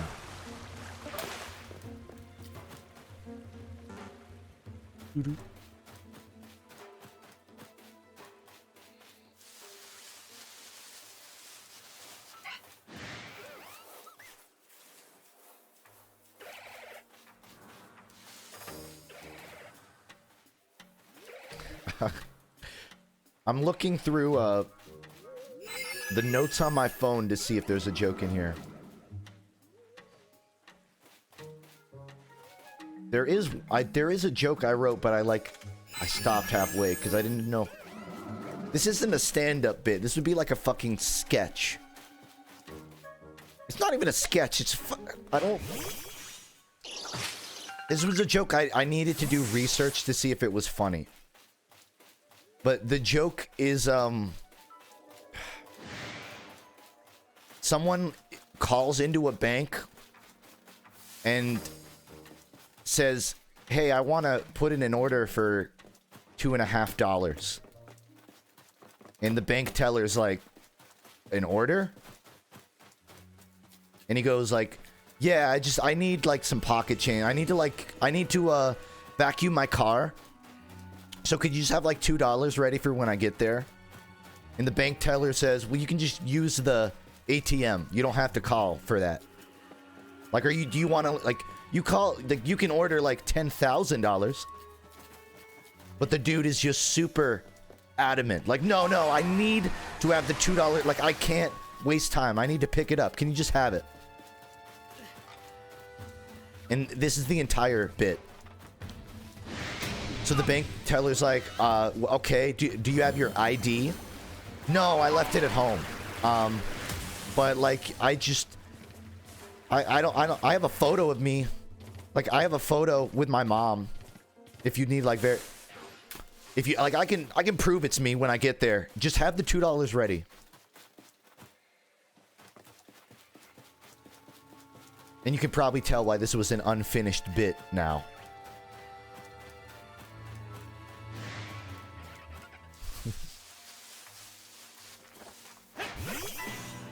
You get my craft or you don't. I don't need your validation.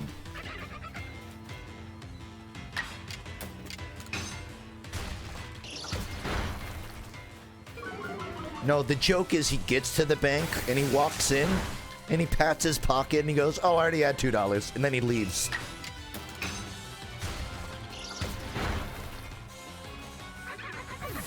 And that's the whole skit.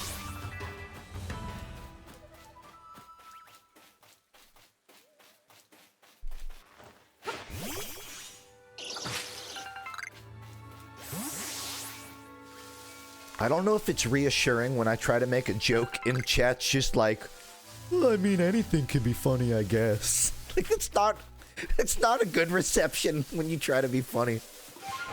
Yeah, people will laugh at anything these days. I was hoping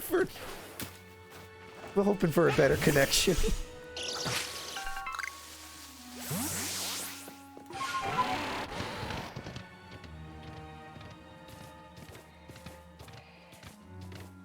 It's better than a resident sleeper, I guess.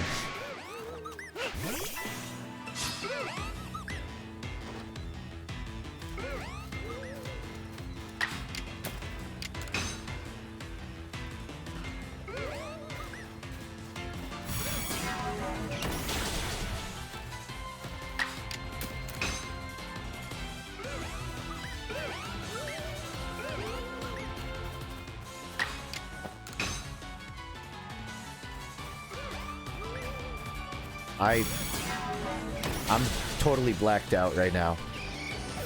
I'm trying to formulate a joke in my head, and I'm attacking a ghost type.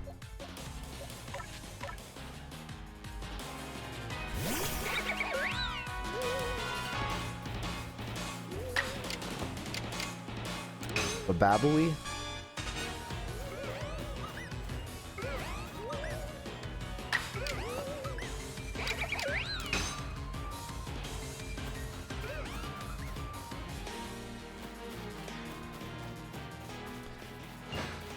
I'm not lying. I would watch someone do stand-up where they just go up and they bomb completely intentionally by making humor that no average person would get. Yeah, you know, my girlfriend has she's had me so pepega recently. You know, I was and I just feel like you know, connection interrupted, am I right? I want to see a set where someone, like, just goes on forever. Like, there's literally no end. The set only ends when the last person walks out. And then just see how long they're on stage for. Like, that's the whole joke. You make a game of trying to get everyone to leave your set.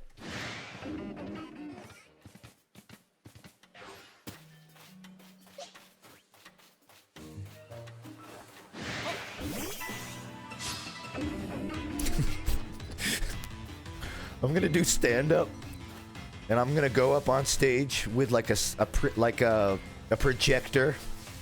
And I'm gonna go, hey everybody, my name's Justin. We have a great show tonight. So you know, we try to have some fun here, get a little laughs. But I don't really write jokes. So, but Jerma guys, I think he's streaming right now. And then I just open my laptop.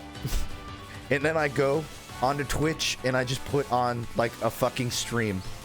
And then I leave the stage and I sit down in the audience. And we all just watch Jerma.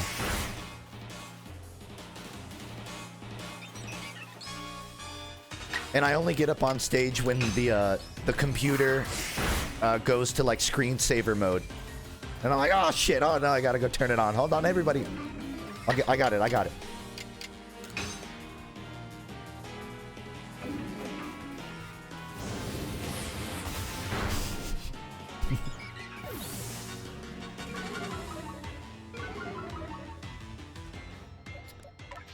We got a great audience. Next up is TikTok Kecker Cringe Compilation 37.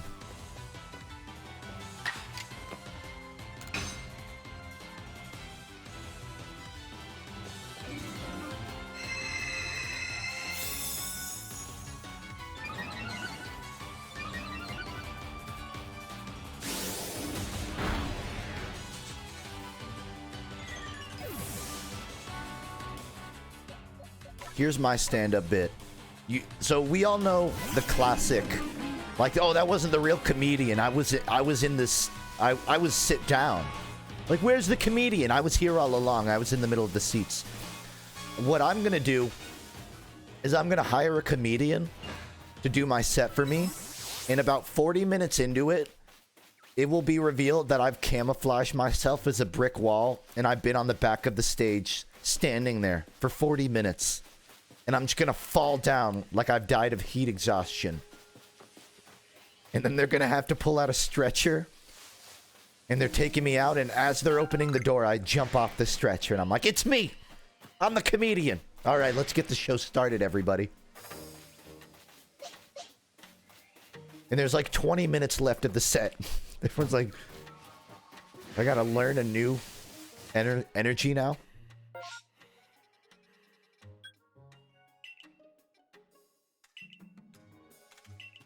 And then I get up on stage. And right as I'm about to say the joke, I stand up from the crowd. It wasn't me. It was a fake. It was an imposter. It was another person I hired to pretend to be me in the wall. And I get up from the seat in the front row and I say, that's not Justin. I'm Justin. And then I get up on stage. And then I shit myself. Violently.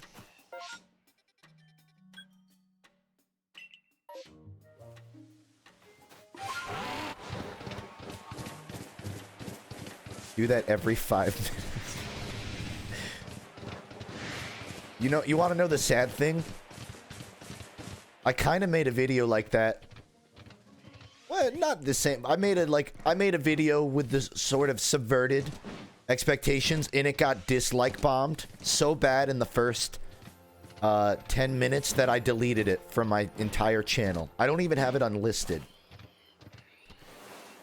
And I would be fascinated if anyone remembered it. I made a video way back, a TF2 commentary, where every time the clip's about to, like, I act like it's a live commentary, but within a minute of me starting it, I die. So I just start over. I'm like, sorry guys, I want to start the video on a good note here. So anyways, and then I just die. And it happens for 6 minutes straight. And that was a real video I made. Probably had like 100K subs. And everyone fucking hated it. They're like, this isn't funny. They're like, this isn't funny. The joke, there's no punchline. And I felt so bad, I deleted it.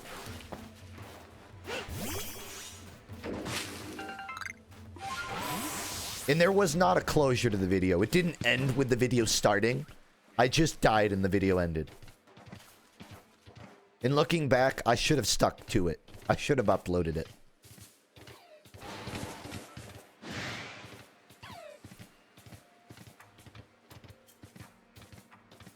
So anyways, I'm on stage. I've just gotten up from the seat. Right?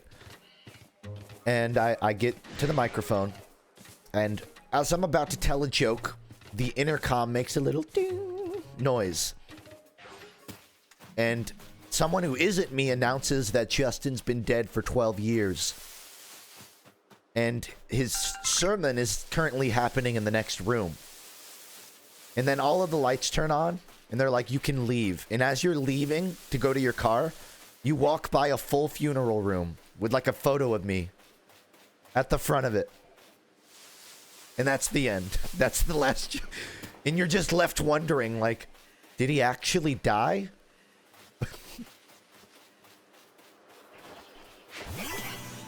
Just wait till you hear how committed I am to the bit. I'm not dead, but I'm going to be at the funeral. In fact, I'm going to be sitting at the front row.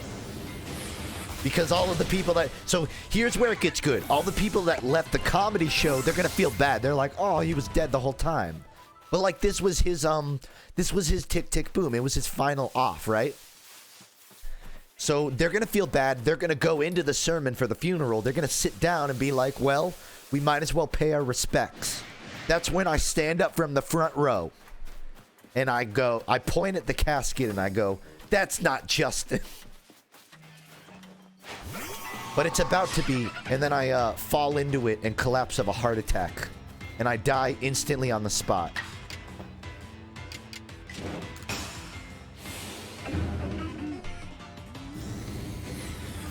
And that's actually where the joke ends.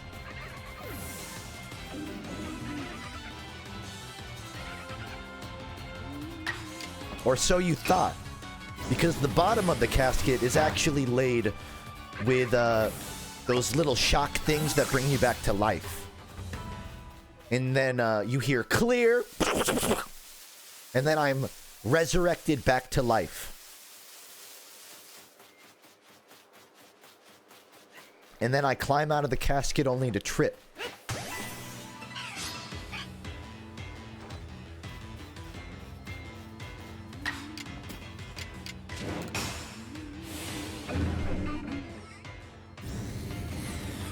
No, okay, I undo. I'm shocked back to life, and then I start climbing out of the casket, and then the casket closes on me, and it locks. And the whole sermon stops, and everyone's like, is he stuck in there? And then I'm stuck in there for like 3 hours. And I'm like, we gotta call the cops. We gotta call the fire department. And a real fire department shows up with the jaws of life. And I'm like, this was not intentional. This was not supposed to happen. I was supposed to get out, and I was supposed to trip and fall. This is not part of the joke. So the fire department shows up. And then this is where it gets good. So then...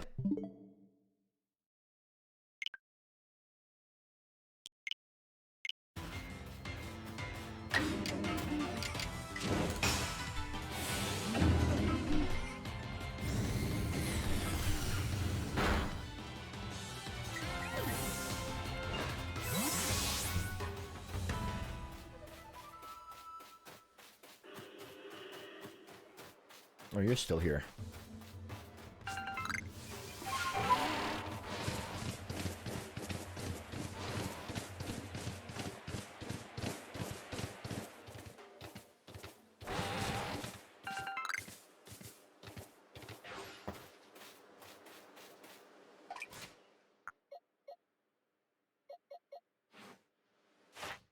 22. Alright. I probably still have to do more research, but I want to see how close I am.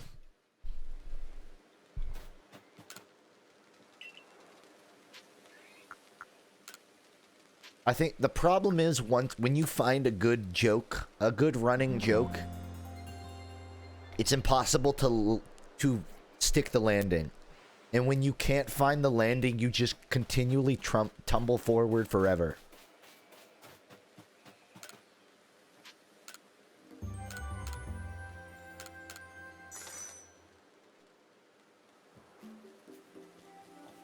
Play Portal on Switch. Man, I could do some funny jokes if I stream that with the GLaDOS TTS. Now I kind of want to. I don't super want to play Portal again, but I can... There would be a couple... I would have some funny jokes. And I have a stream deck. I'll keep you updated. I don't even know when it comes out.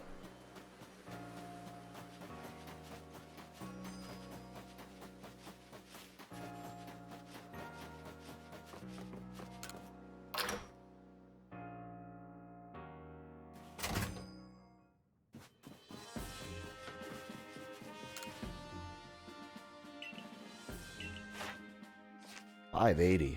Oof. Thought I could at least catch a bunch of stuff.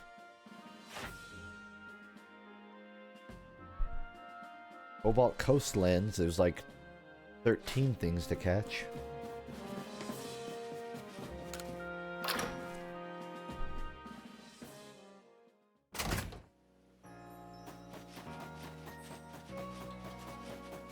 You've seen a comedian walk on stage. Now get ready for a stage walking on a comedian.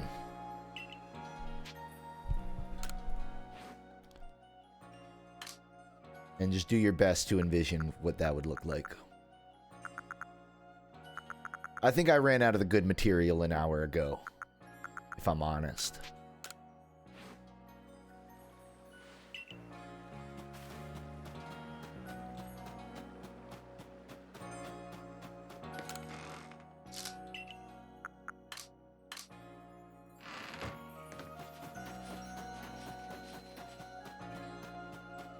That I'm a little attached to that death bit now. This may not be the last you hear of it. This stream, it's the last you'll hear of it. General.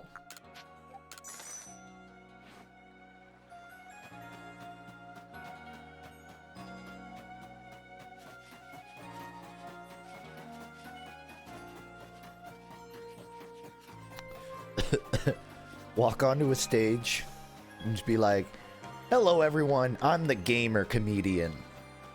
Have you ever walked into a village and you're talking to this NPC and he says that his armor's really good, so then you quick save the game? And then I put my hand up like I'm going for a high five, but then I remember I'm on stage, so I put it down awkwardly.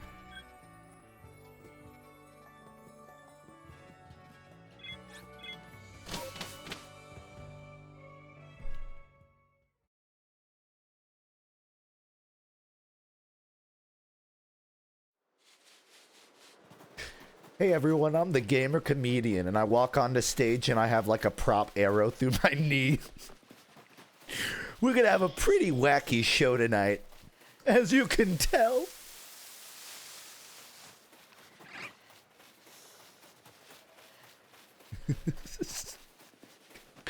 God, I want to make that a fucking skit now. I don't even want to make that a skit. I want to write a full set of the gamer comedian and then go in front of a real audience and then just get a genuine reaction.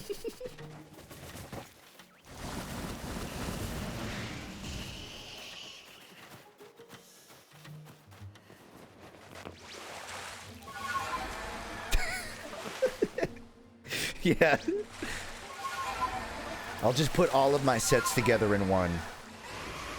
It's gonna be expensive getting the funeral made.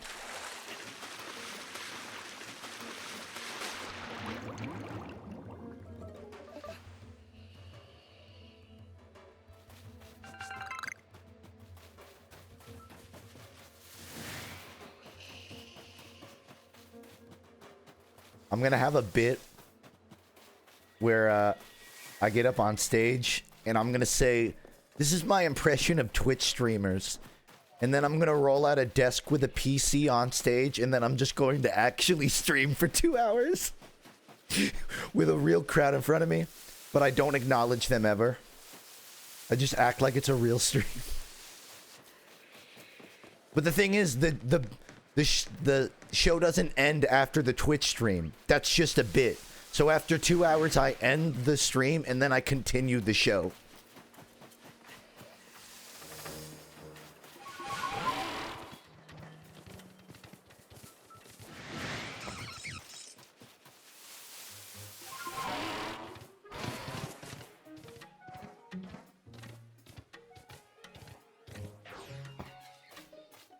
Look at my new stuff.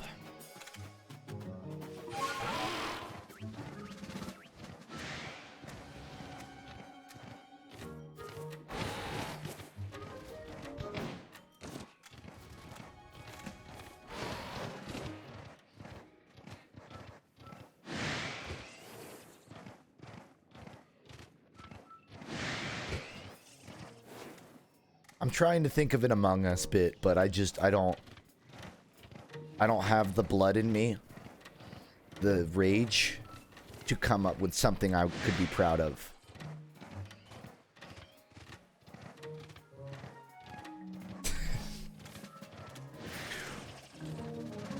It would be kind of funny if after a particularly awful, awkward silence, I just say Among Us. And then I stay silent for another 20 seconds.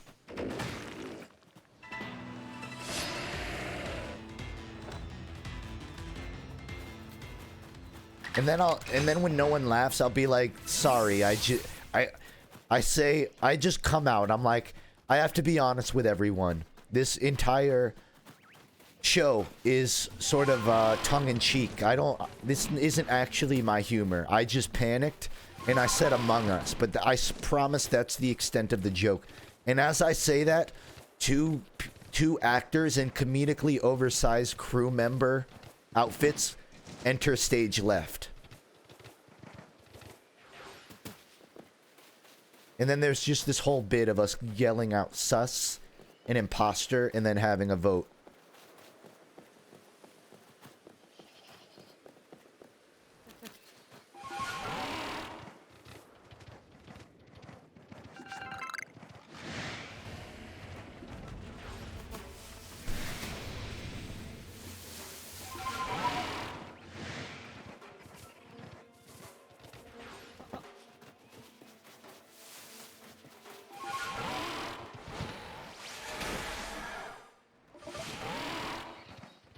There's something funny to me about going on a stage in front of completely normal people and just acting like they understand all of the things you're into. Like, I go onto a stage and the first thing I say is like, so this bot crisis, huh? I mean, geez, I was trying to play on Badwater the other day and it was just unplayable, man. Am I right? This guy gets in. I point at someone in the crowd who very clearly does not get it.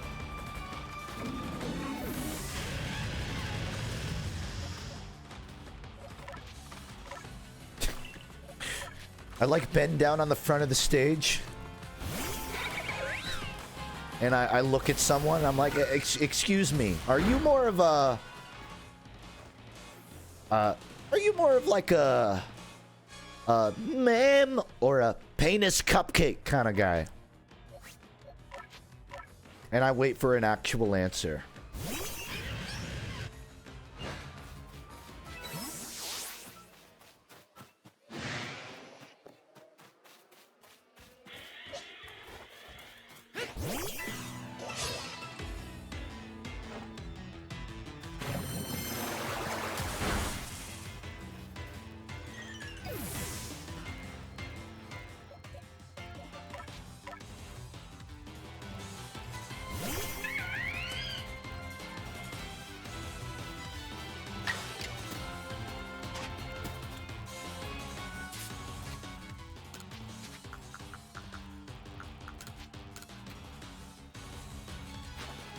70s. I can do it even better.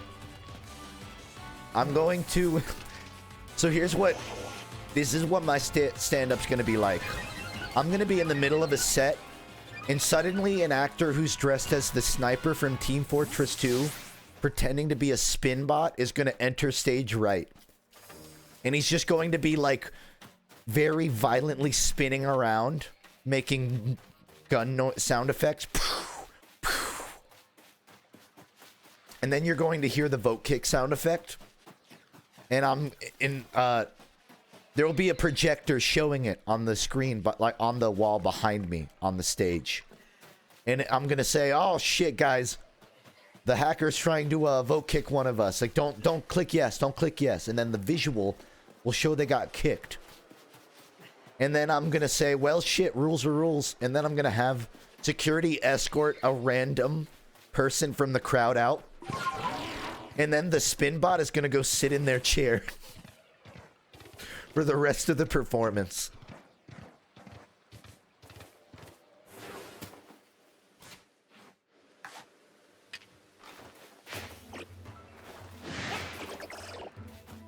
He does not stop spinning.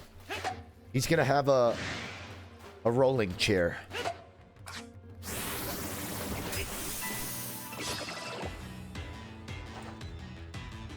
Gumi.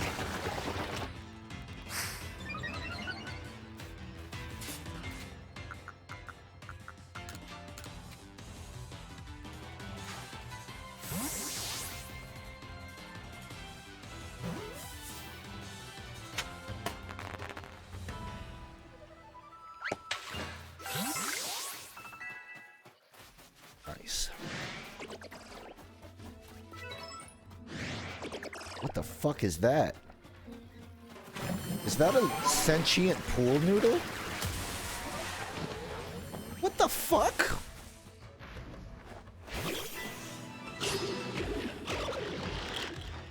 Goofy ass.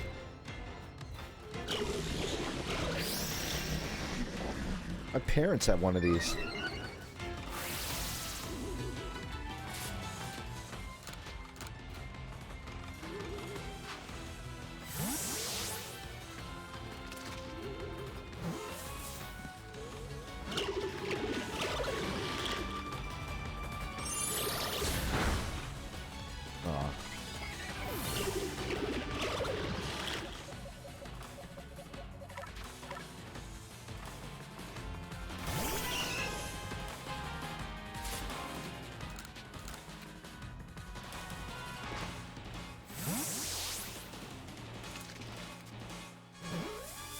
You know what would make a good sketch? I don't think this wouldn't work for the stand-up. But like, so here's what I'm gonna do. I'm gonna advertise a concert for 50% off. Like, you can, like, it's a great concert, but the price is halved. And people see it and be like, "Oh, that's a good deal. I want to see some live music." So they come to my performance, right? But the kicker is, I stop halfway through every song. And about halfway through the performance, when everyone's mad, they're like, what gives? What gives? I'm gonna say you didn't pay for that half of the show.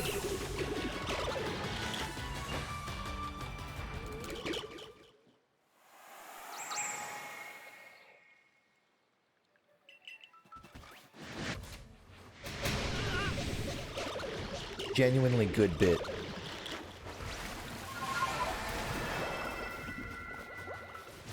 Oh, look at that little thing. Look at you, baby.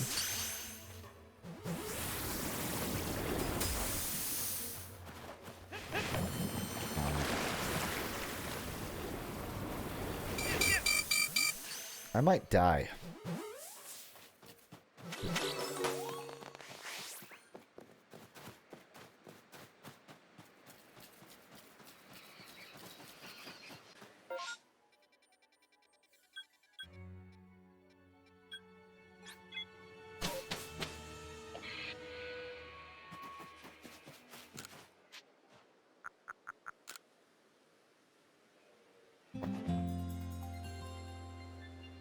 Have I seen Alvarad's Copy Pasta Theater? Nope. I haven't.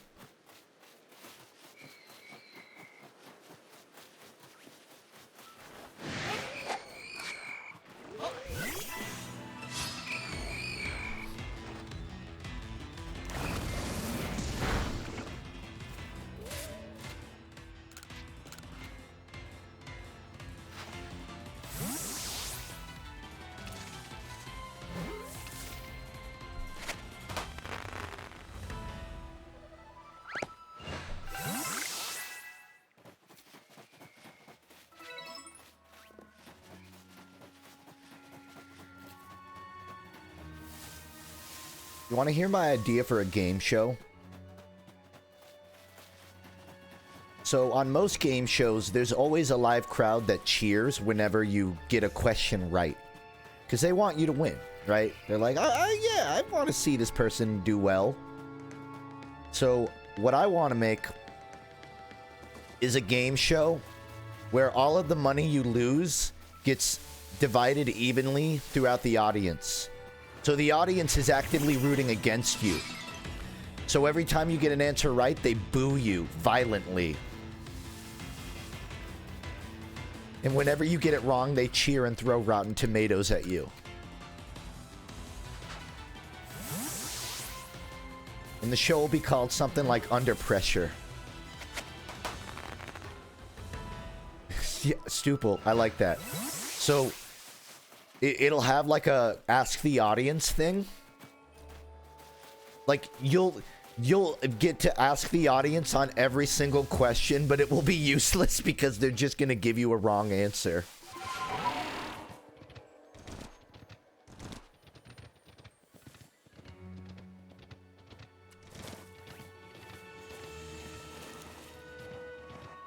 You know how Twitch has like channel points and stuff? Like people can say there are like channel point goals. So the audience will have ways to deter you from winning. Like if enough of them hit a certain button, like if 80% of them agree to do it, they will put on a speech jammer so that you can't talk without confusing yourself. And the whole game is just you fighting the audience.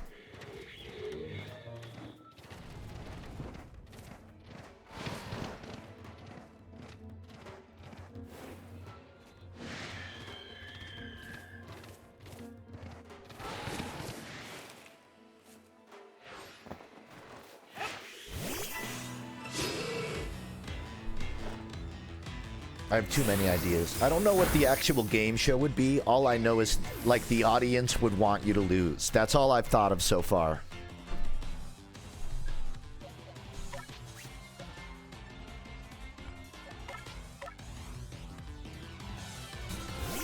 Who wants to beat a millionaire to death?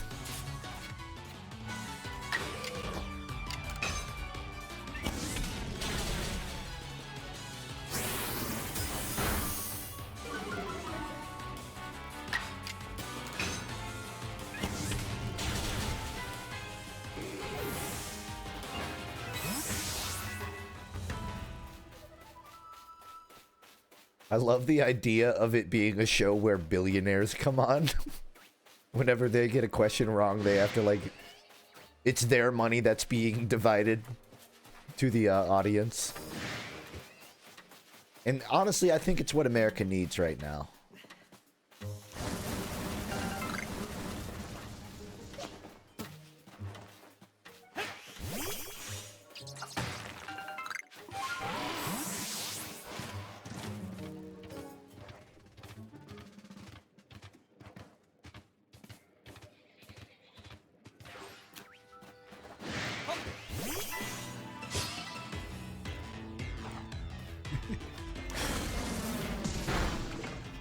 I'm gonna have to sleep on that one, but I'll keep you guys updated on the development of this game show.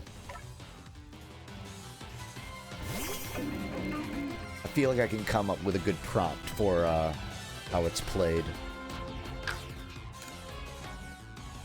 Yeah, I think I caught Omicromy.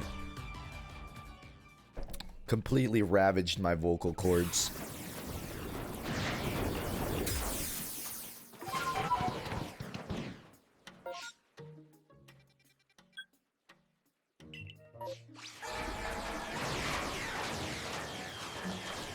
And in my defense, I've gotten both hits of Pfizer, but admittedly I skimped out on my booster. I just didn't have time to schedule it. And no, I probably should.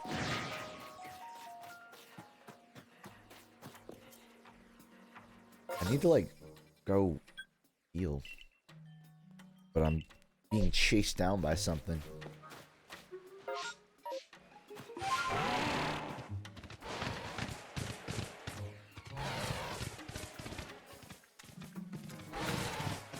Thanks, Master. Master Yeet.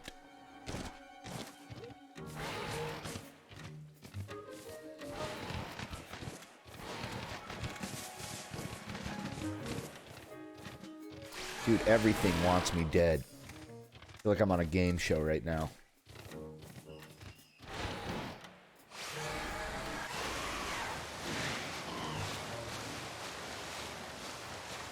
What is chasing me to the ends of the earth?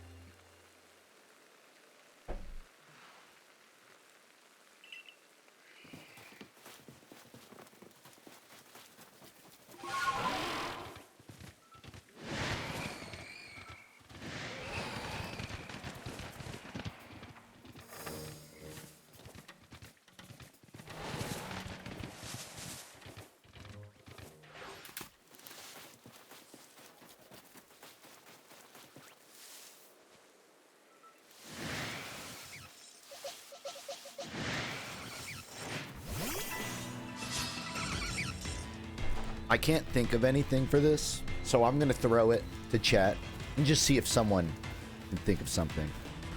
But I've talked about before, I want to make a TV show where the pitch is there's an investor and his friend who has really terrible ideas, but the terrible ideas always perform well. So he's like, fuck it, I guess I have to keep investing in these shitty ideas. And I'm trying to think of a shitty idea for them to invest in. I already told, like, I've listed off like 6 ideas before. And I think it's the Shadow Warrior stream. Like smart water. It's like water, but smart. Nathan for you? Yeah, it's like Nathan for you, I guess. A bit of a different pitch, but I see what you mean. It is one of my favorite shows. This would be more, this would be less dystopian and real, though. This would be, like, scripted. An egg holder. Just, what, that only holds an egg? Like, it holds a carton of eggs?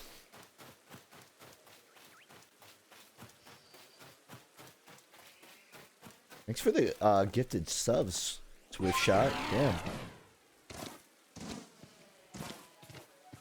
I haven't, I don't remember what my sub count's at, but it seems like it's the highest it's been in a long, long time. I don't remember what it was at its highest. I'm not worried about that, but it's genuine thank you for the gifted subs.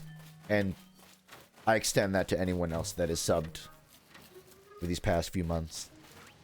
I feel like I'm at a good balance with my streams and videos. I want to be putting out a video every month, and I'm down to the count with 2 weeks before I fail that mission. But I'm happy that I can stream 2 days a week and not feel like it's detracting from anything.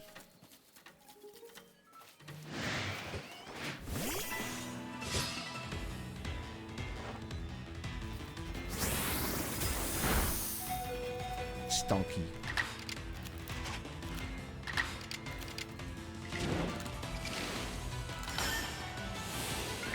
This is a big brain. It's gonna use 2 embers and then dip out.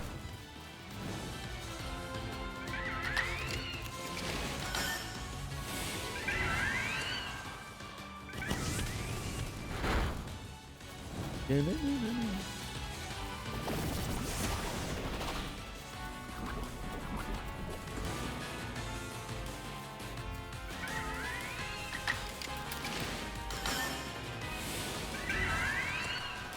I heard that Risk of Rain's getting DLC, but I haven't actually looked into what it's getting.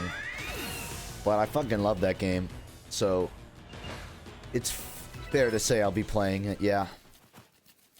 Don't know if I'll stream it, but I'm definitely playing it.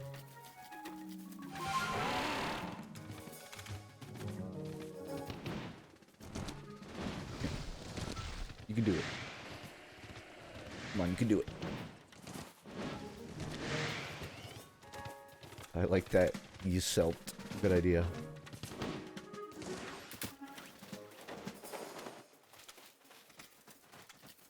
Roar 2 is one of my favorite roguelikes. I do feel like once you have a good build, it can get a little boring. Like, there's only so many levels in it. So you can only pre-generate the enemy spawns and items so many ways. But mechanically, it's one of my favorite games, just from the third-person hypermobility angle alone.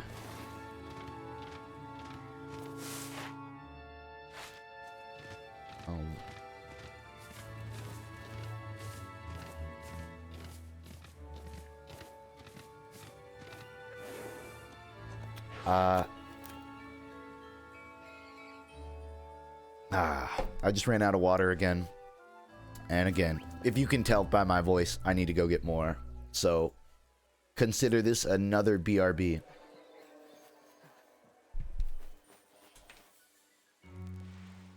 I will return in a minute.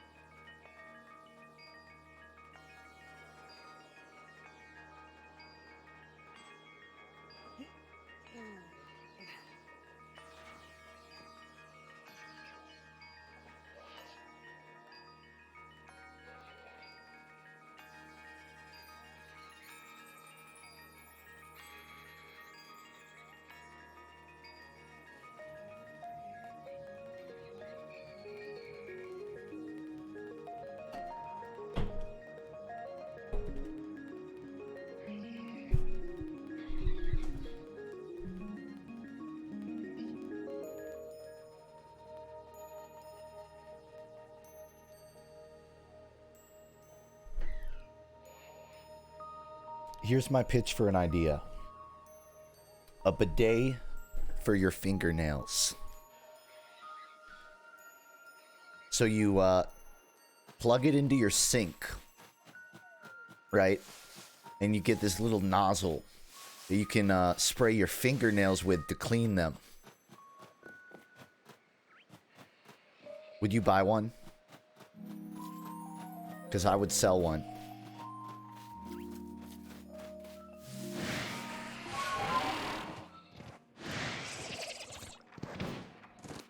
No, you would.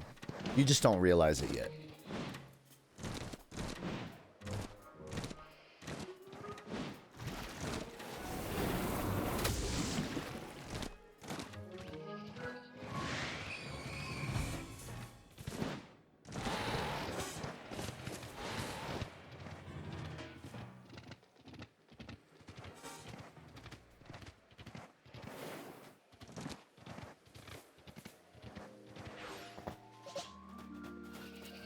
Feel bad. I had another idea that I came up with while pissing, but I've already forgotten it.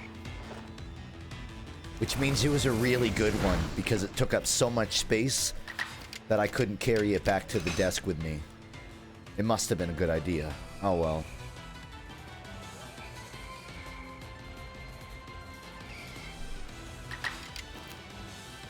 Oh, I know it. I remember what it was. A metric clock. It's a clock that only tells metric time.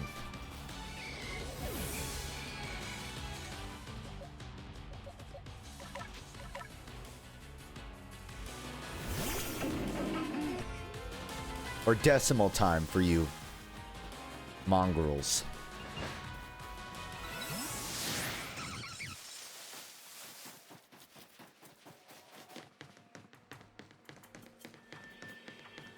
Hydrophobic sponge.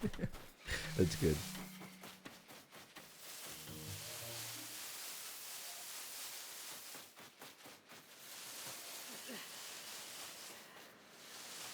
Are you tired of drying out your sponge?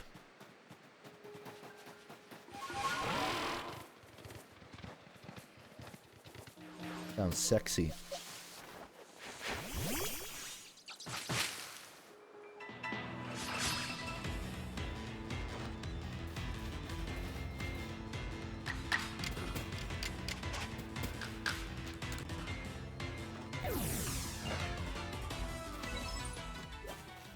Am I tired? I'm not low on energy, but I've been streaming 3 hours and it's at the point where it hurts to talk. Like, I'm taking a sip every 20 seconds. I'm enjoying myself, but I don't know if the stream's gonna go past 10 o'clock because it feels like I might have to retire early tonight, which sucks because I was hoping to, like, burn through this game a bit quicker, but there's been some setbacks for me. So I've been on a roll today. I feel like I've listed out, like, 30 good ideas, and I don't want to break it. I don't want to break the momentum.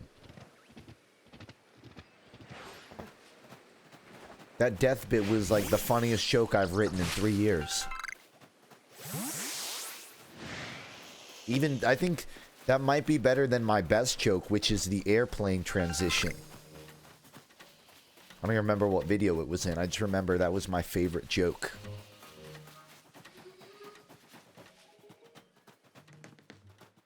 For those who didn't see it, in one of my videos, I think it was like the TF2 esports one.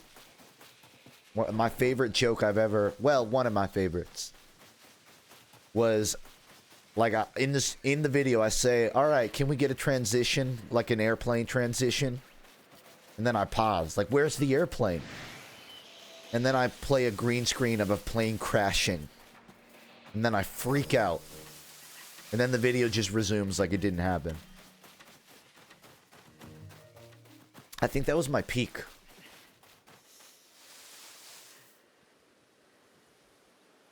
But I think the death bit is above that, is what I'm saying.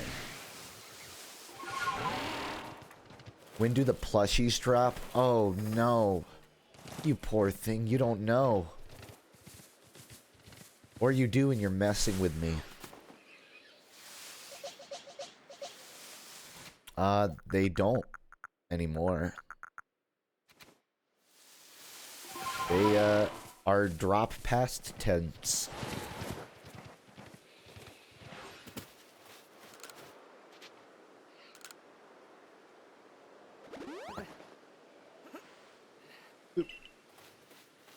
I look a bit like John Lennon, don't I?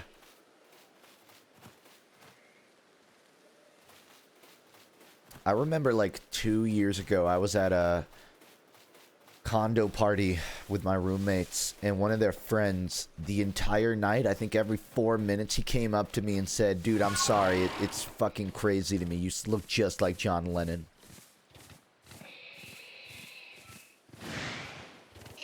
But I took my glasses off, and he said, this is even crazier. You look like Jack White.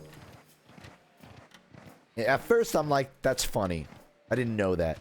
But he said it like 6 more times, and I'm like, damn, dude, is he onto something? I don't think I look like John Lennon either, but when my hair, like, it's... You guys want to be the judge? Because I kind of have John Lennon hair right now. You can, I don't think I'm a dead ringer for John Lennon. Tell me. After a webcam plugged in.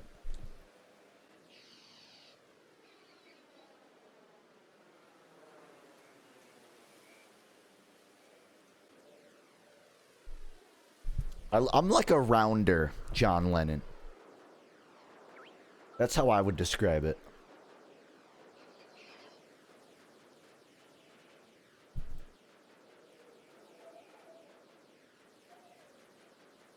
Hold on.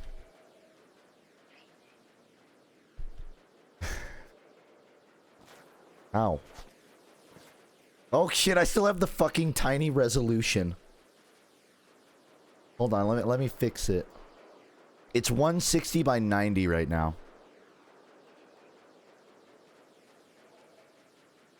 Yeah, do I look like John Lennon, guys? Do I? I'm waiting for answers. Do I or do I not look like John Lennon?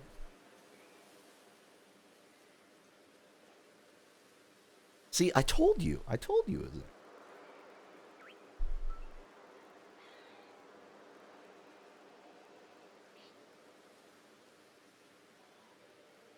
I wrote Strawberry Fields. I don't... It's not good lighting. Oh, God.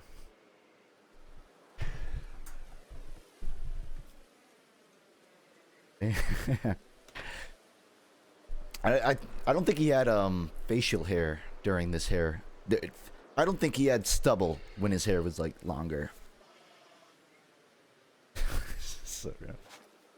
But wait, hold on. Jack White.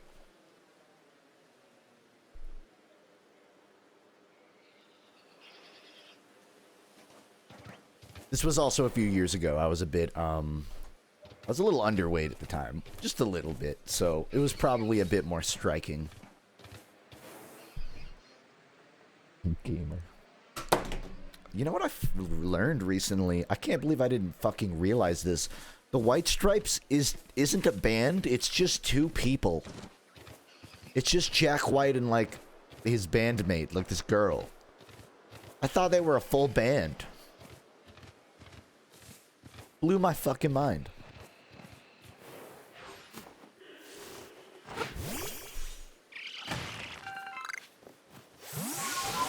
Tame Impala's not one guy. You're fucking with me. I can't handle 2 bad news in one day. I don't know how that's bad news, but I'm a very negative person. And I will construe it as bad news. It is true. That's fucking crazy. Tame Impala is so influential. Like, all my favorite musicians are constantly saying, like, yeah, I want to go for, like, a Tame Impala vibe. That's fascinating.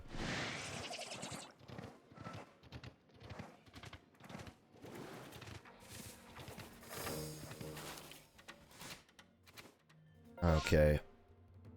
Man, I don't want to stop streaming, but it hurts to talk. And I don't have I'm not ready for my next rank yet, but I might as well turn in. We'll regret it. I will regret it tomorrow if I don't.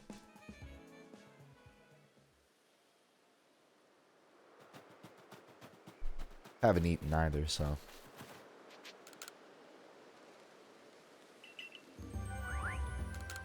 Nice, Harley. Someone watches the FUNKe studies still?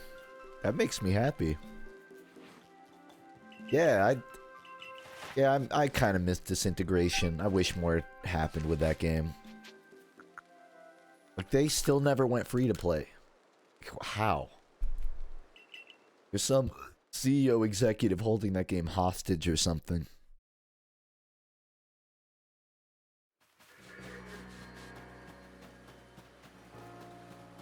Did you know Weezer's one guy? You know, the sad part is that's pretty true. Rivers does not let the other band members write. Except for the Red album. And even then, they kind of fucked up all of their songs. On the Red album, there's a song called Thought I Knew, which is written by Brian Bell, their second guitarist. And it's not that good. But the weird thing is, Brian made his own version on his band's album, The Rentals. His band, The Rentals. They made the song Thought I Knew in a different style, and I thought it was better. So, like, even when Rivers lets other band members write, it seems like he fucks it up. I don't think he specifically fucks it up, but I think Weezer as a whole is very stiff in how they make music. They don't experiment except for when they do. And when they do, it's good, but when they don't, it's like, fucking why? Why won't you do it? Oh, the relationship, my bad. I got it mixed up with Matthew Sharpner. Matty Shatty, as I call him. You guys know that Matt Sharp is criminally undercredited for Pinkerton? Everyone just kind of knows it as Rivers' album. And it is. But Matt Sharp put some fucking pedal to the metal on the guitars. And I think a bit of like the melodies. But after he left the band, they got into legal quarrels with each other. Because I don't know. I think Matt still wanted royalties for the album because it was Pinkerton. They were Weezer in 1997. They were on the grid. So Matt Sharp is like, man, I want to get fucking paid for my songs. And Weezer's like, well, they're Weezer songs, not yours. And so they had to settle it. I don't know how it was settled. I'm sure he gets royalties. But he's not really credited. Not publicly. No one talks about it, at least. Yeah, I do remember that Matt Sharp disagreed with Pinkerton, like the whole sound of it. What? I don't know how involved he was with songs from the Black Hole. Maybe he wanted to have a more... Actually, you know what? I don't think about it. The Rentals. My friends upbeat, then your friends of me. No, he definitely wanted to make songs from the Black Hole. And when it turned into sort of a grungy, sad virgin Harvard album, I think that's when Matt Sharp kind of dipped out. For those who don't know, Matt Sharp, the original bassist for Weezer, left and made his own band where he made like weird space rock music, which is suspiciously the exact pitch for songs from the Black Hole, which is the original Pinkerton before they got, you know, canned. So that's interesting to me. Matt Sharp was like, I want to make a fucking space rock opera. Fuck you guys. And then he left, and then everyone didn't listen to the Rentals. This is what I'll say. I can't remember who. Someone in the Rentals is also... He plays for Ozma. And he was like on their last album. And that's fucking great. I fucking love Ozma. I love whoever in the Rentals is helping out there. I think Daniel Brumel, who's like, you know, a figurehead of Ozma, a big part of it. I think he works with the Rentals. I think he like tours with them or something.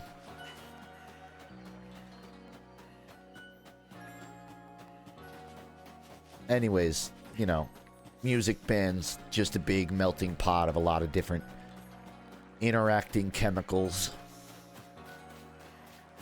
All my favorite bands like interact with each other, is what I'm trying to say in really fucking bizarro terms.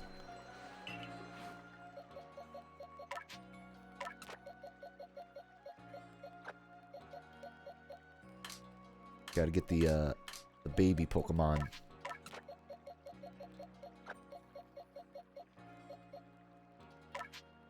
No one's gonna judge me if I say I kind of want to level Baneri, right? It's for the Pokedex. And also Ralts.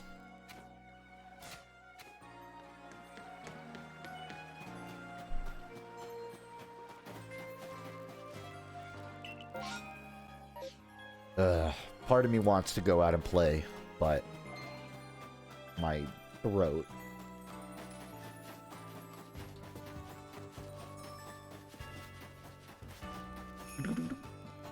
You know, it caught me off guard. I think like 2 years ago. It feels like less.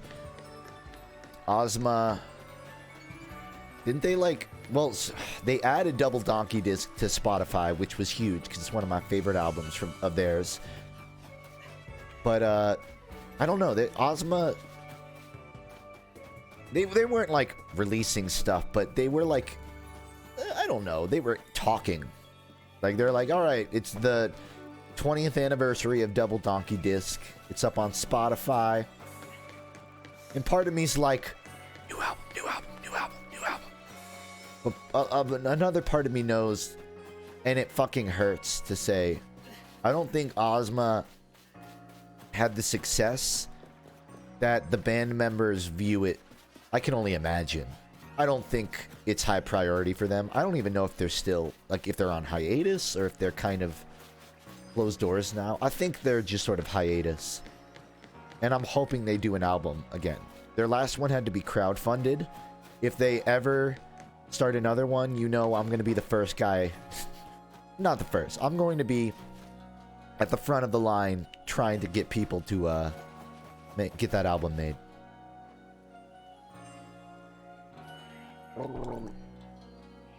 Okay. I think I gotta call it here. Because, yeah, my voice just, it hurts. But I'm hoping my sickness is healed up by Friday, and I can just do the Movement Shooter Tuesday on Friday stream.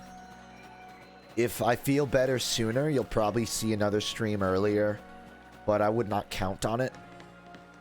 Because I'm busy tomorrow night, so you might see me Thursday. But otherwise, Friday stream. Not sure when the next video's out. I want it to be in the next 3 weeks, but it may take some more time. Who knows? Yeah. Big thank you again for anyone that came by, subbed, talked, chatted, lurked, anything at all. I appreciate it. So, yeah. Live long, live well. I hope you are on an uptick.